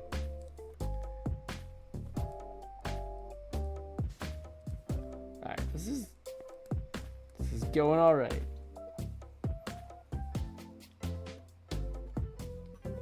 You pick black because you're basic. Hey now, there's a lot to be said. Sorry, a lot to be said. I realized I made it sound like I didn't actually have something positive to say. No, I think it doesn't by necessity imply that you're basic. It just means that, one, you like some simplicity. Two, you're not afraid of the stigma. Is that what I'm going for? Like, you're comfortable with just picking what you like. And also, black does look good. Like, I mean, clearly, look, and these guys have accent colors, but clearly, you know, they're rocking mostly black. It's the only same color you have. Well, that works too.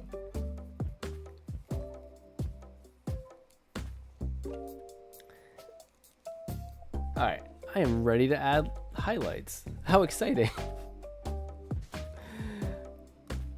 I don't know. I guess I'm just saying, I don't think you need to worry about it, right? Like, if that's what you got, if that's what you want to do, go for it.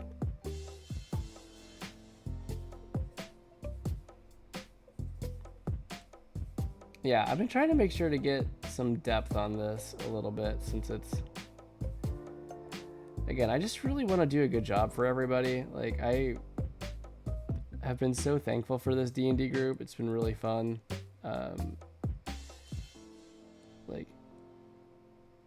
I've made some friends through it, like parent friends, grown closer to some friends we already had that way. It's also been a great experience for me and one of my kiddos, because we actually have a whole thing right now where with our new characters, her character is kind of, even though her character is like younger than mine, her character kind of babysits my character, because my character is a bard who has a -4 intelligence and wisdom.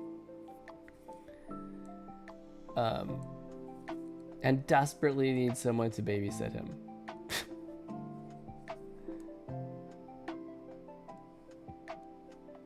Which I wasn't sure, like, it was a purely role-playing pick that I made to design him that way. And I was a little concerned that it was not going to go well for me.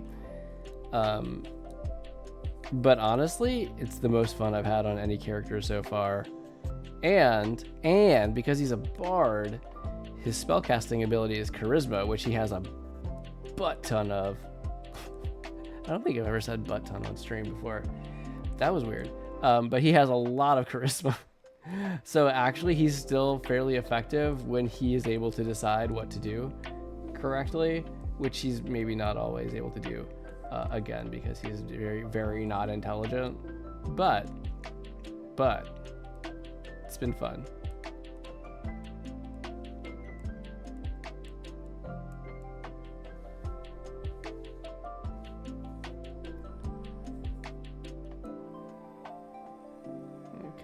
That in there a little bit. I will it will not look this shiny in the final version. I will soften this out like the shadows, and it will make a lot more sense visually.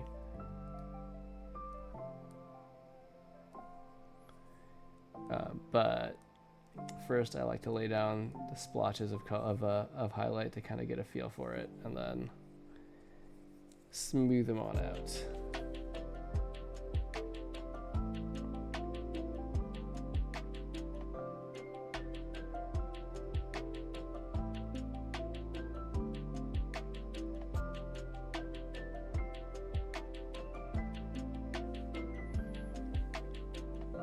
Okay, that's all pretty solid. I'll go ahead and give this one a little bit of an edge to it.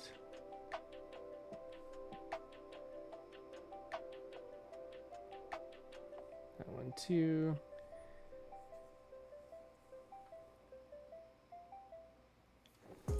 It's gonna be a balloon if I have too many highlights. That's true, which is definitely not what I'm going for. Even though skeleton balloon sounds like a very interesting concept. No, this is I'm gonna soften this a whole lot more because I do not wish to have a skeleton balloon. I do like that analogy though. That's very true.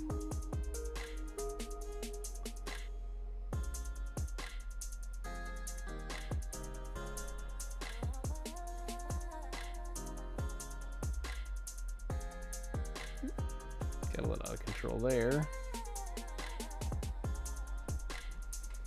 You done that by accident? Yeah, it's such a hard balance because on one hand, I think it's really helpful to have the highlights in there to give it a bit more contrast, you know, and really define a sense of depth. But yeah, it's so easy to overdo it, and I'm probably guilty of doing it a lot. But that is the advantage I found with doing the blending tool after the fact, is that like it tends to really moderate it, especially when I'm just using like a soft light layer instead of like a hard light.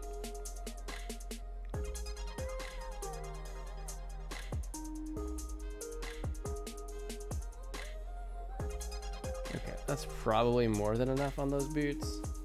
Let's see. All right. Blend this in a little bit. That could almost be a hard light layer because of how bright the background is.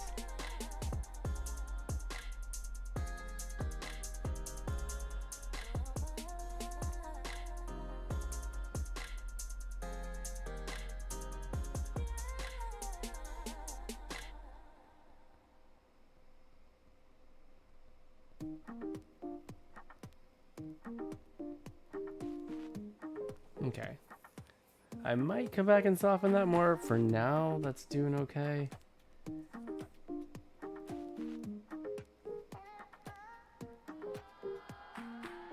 I think another problem I have is that I so much like the hard cell shaded type look that sometimes it's hard to convince myself to go back and soften things more, even when it like would be beneficial for the style.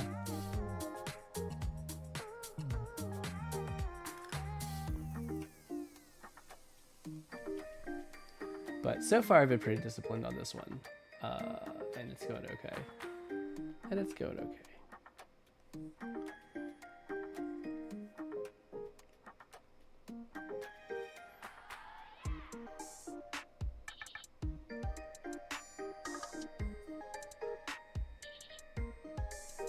Okay, we're doing all right there.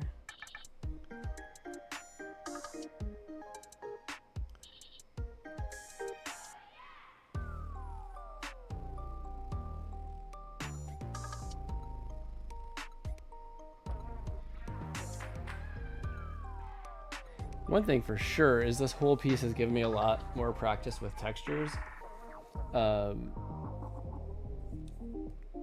Because that's not something I did as much of with my flatter shading style before, but now I do it a lot in here. It turns out it's pretty fun. I know for a long time I was like, okay, inking has to be the most zen part of my comic process, my art process. Like I feel like when I ink, I'm really kind of just getting into the zone.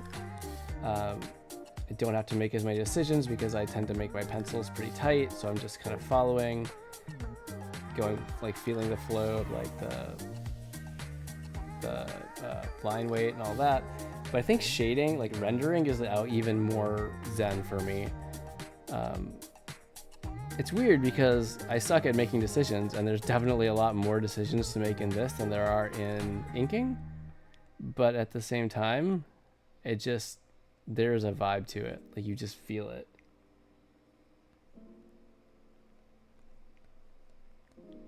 And I think that's the best part when you're working and you can just start to like feel the actual art, like the depth of it.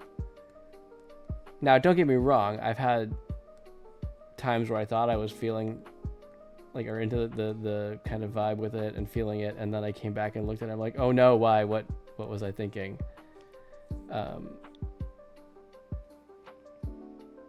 But this is going okay. This is going okay. Oh, 11:57. We're so close. We're so close. I may be able to. I might push a little bit just to finish these highlights. I'm so close to finishing this whole chunk, and then really what I'll have left with the Necromancer and the Familiar is to layer them properly, and I'll do some duplicating and chopping to make sure that they make sense and fit the pose that I'd had them in.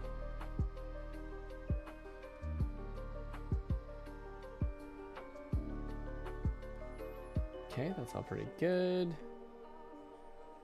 Yeah, I think I'll push through a little bit because I can.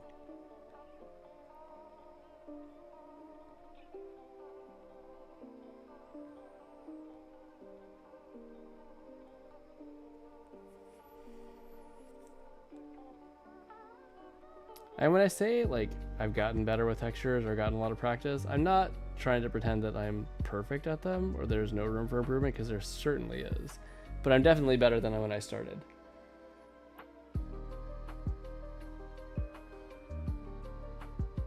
You zoomed out when drawing once, and you made a really good drawing. Oh, Jinx from Arcane? I never watched that one. I've heard it's so good. I like the idea of League of Legends. I've never played because as a elder millennial, I apparently feel very uncomfortable playing in a context where strangers depend on me to be competent. In a gaming situation, I'm like, I can't do it, guys. I'm not the guy for this. I'm not the guy you want. Just let me go play with bots or whatever. 100% need to watch it at least once. I've heard it's so good. And I know that I've really liked a lot of the really like the character intros and shorts that they do for League of Legends. And if it's any of the same like director staff, stuff like that, I'm sure it's really, really quite good. I just haven't gotten around to it yet.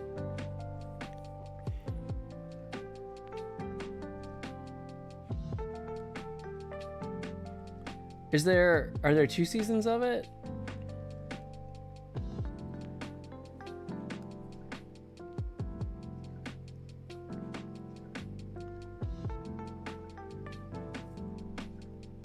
Okay, that looks like a boot to me. All right.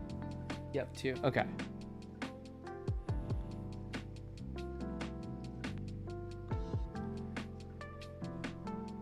I think what struck me was the fact that in everything I had seen of League of Legends stuff and like the videos they had, Jinx is always portrayed as almost like this Harley Quinn type vibe. It's very like happy but kind of in an insane way character. And then everything that I saw for Arcane definitely seemed a lot moodier, and like it actually maybe gave a little bit more character progression. And again, this is just reading off of like a few stills and screenshots and like just a little bit. Like, so I haven't seen it, so maybe I'm way off base. But I thought that was a really interesting contrast from what I had seen of the character in other media for the game. Guys, we did it. It's done. That's why you love her. I mean, I like that vibe too. I think it's kind of fun. Sometimes we all need a little chaos gremlin. Harley Quinn and Jinx. Yeah. That kind of gleeful chaos. I think in a lot of ways it's I'm a very like don't rock the boat kind of person. So in some ways I feel like it's something that I am terrified of and avoid, but at the same time I recognize that sometimes that's exactly what I need. You know, and I think having kids certainly does something to amplify this, where you're like, oh, look at them. They don't have any of the hang-ups that I do. They just like, they're happy to sow the chaos. They're happy to speak 100% what's on their mind. And they're not afraid. And a lot of times it actually just results in them being more genuine, more honest, like actually getting their needs met. And it's really interesting. Oh, that's fun. Man, I would definitely, so I grew up in central Wisconsin in like the 90s, where cosplay was not as big of a thing. I did very thankfully have a mother who was a college textiles major. So at least up through a certain age, I had like great video game Halloween costumes, but I didn't get a whole lot into cosplay. I would totally, now if I was going back to like college age in this era, I would totally be all about it. It seems so much fun. Hey, look at that, it's done. Oh my gosh, it came out well. It came out well. Hands are not quite the same size, but one hand is gonna be hidden, so I'm okay with that. Okay, so how are we gonna do this? I need to get these layered correctly. I know I should wrap up very soon. How do I wanna do this?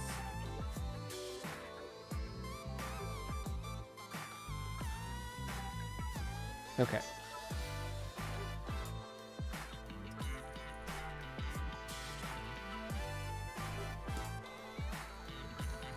So we're gonna be doing some duplicating and some chopping right now.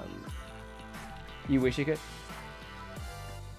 It's just so neat. It's the creativity of it is amazing. I had never quite, again, growing up when I did where I did, I had never really quite seen anything like it.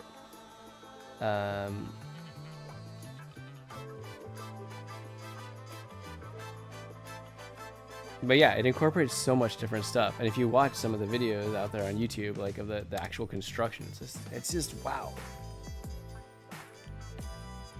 All right, so here's what we're gonna do.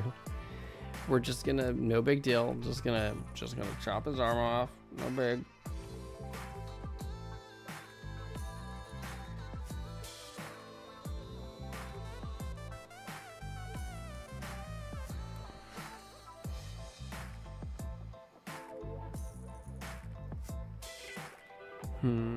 Okay.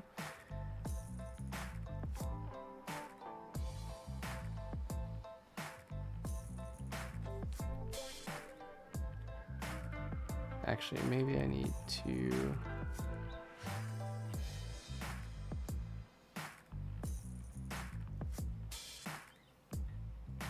I'll be a little more conservative on what I chop off here. Also, I do want to turn off this.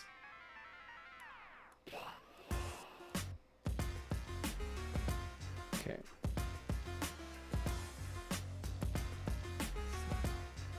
Okay, that's just the shadow that I'm seeing bleeding over there. Cool. All right. Yes, basically. So this arm is supposed to be behind, but like then I think the cuff on this jacket would be largely still there. Okay. Maybe what I need to do is this. Bring her to the front. And still select on this layer. Nope, it's not gonna quite work.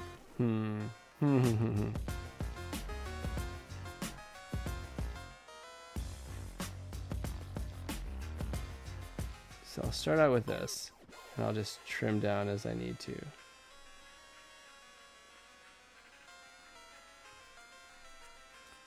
And get rid of this little dot too. That's done. Okay.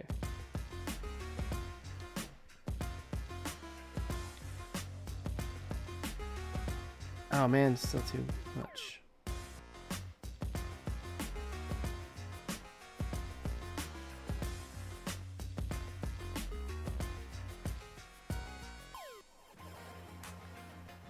Okay, better. Because now, if I bring her to the front... Nope, the cape still covers what I need to see. Darn.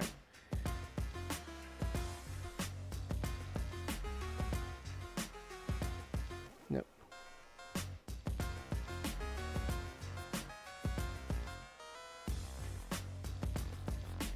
Something like that? Nope. Wrong layer, friend. Nope, that's not quite right either.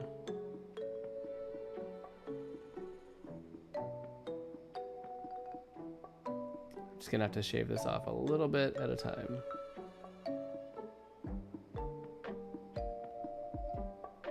Okay.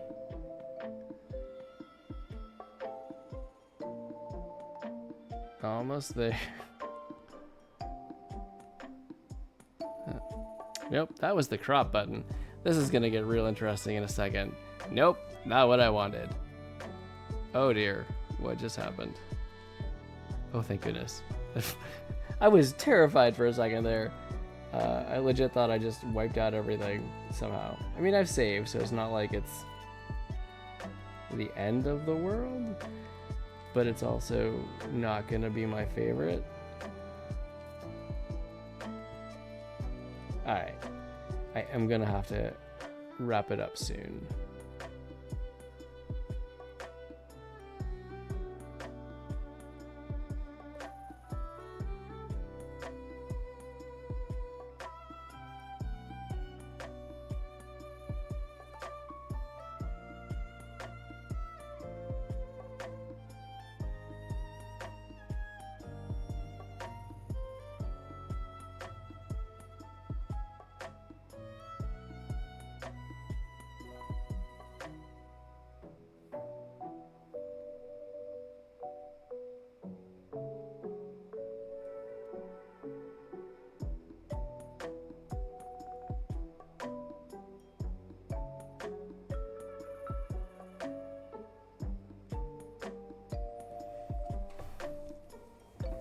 Okay, so maybe... Nice, okay. Well, I'm glad you were able to hang out for a while, and I was able to stay on for a bit longer, too. That's nice. It's been a good... I've been enjoying the conversation, by the way.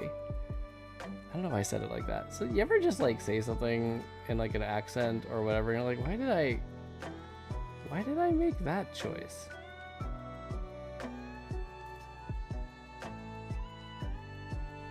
Alright, let's see how this looks.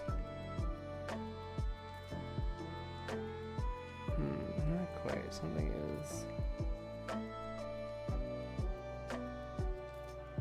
Okay, so that is too far in.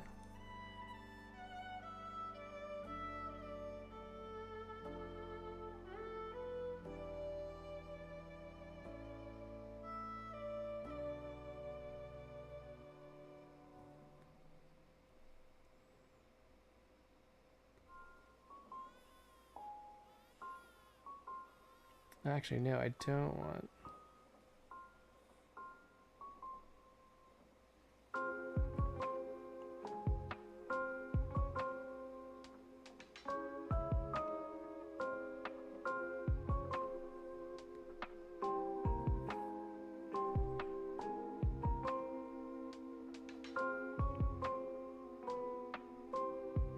Okay. Okay, let's think this through.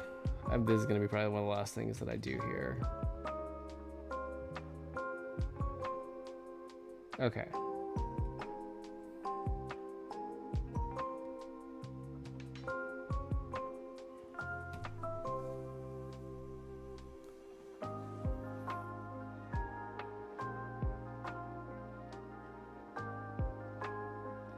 It kind of works. All right.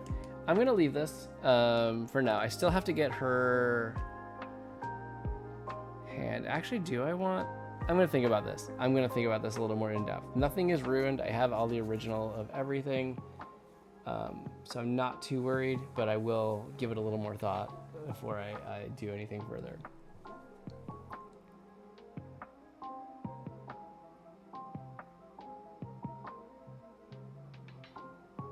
Yeah, I'm always happy to have you join in. It's nice. That's good. It's I'm not. I like the fact that I know most of the people that come into stream, and I can recognize them, and I can remember conversations I've had with them. I think that's really cool, right? Like, it's a chance to just like people that I would not meet because we don't live in the same area, but it's just super cool to be get to know each other. Yeah, I guess it's cool. It feels again like that art studio feeling, and I really like that. I really like that a lot. All right, so I'm happy with where this is at. I definitely have some work to do on the layering to get things finished out, but I'm overall quite pleased. Yeah, I think this is where we'll wrap it up. It's about quarter after my time, and probably a good time for me to wrap up and head to sleep. Chirpy, thanks for hanging out. I hope you have a really good time at the party. I am sure you're gonna rock the all one color look with the black. So have a wonderful time, have a great night, and thank you for stopping by. Everyone else who's here, thank you so much for coming by. I appreciate you as well. Whether you're here chatting, Frank and Fallen, always good to talk with you guys. Or whether you're just like lurking, that's cool too. This is a lurk positive stream. I'm just happy you're here. I like sharing this, and it really means a lot to have y'all supporting me, just being here. That extends to you, person watching the VOD on YouTube and on Twitch. Yes, I'm talking to you specifically, and I know who you are, and I know that you're watching it. No, I don't. But anyway, hey, thanks. I really appreciate that too. It's another great way to support me, and if you feel up to it, feel free to leave a like, a follow on Twitch, a subscribe on YouTube, a comment on YouTube, any of those things. Those are all great ways to support me. If you're feeling really generous, a subscribe on Twitch is great too. But you don't have to do that. It's always appreciated, never required. I'm just happy you're here. So, thank you viewers, I guess is what we're going for with that. I will be back next Thursday night. I'm looking to take some time off as we move into April, so I'm gonna try to do work on making up those couple of bonus streams that I owe you guys, perhaps this month. The best way to monitor that is I will probably put up a Twitch story when I set a time and a date. I will try to do that more than 5 minutes before going live. Excuse me. So there's that. And if you enjoy my work and want to see more of it or see this D&D piece, I'm going to need to do some updates soon.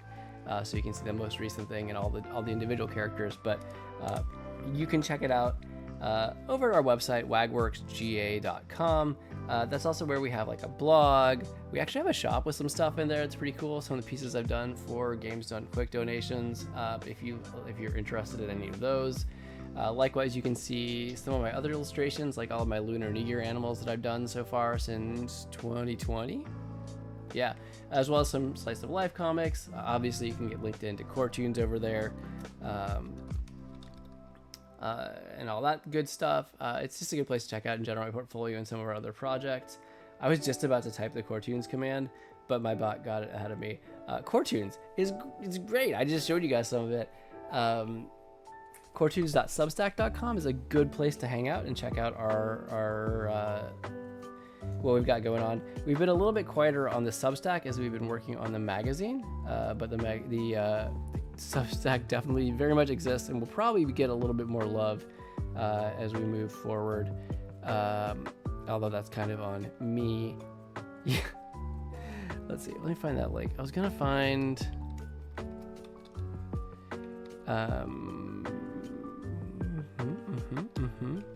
April.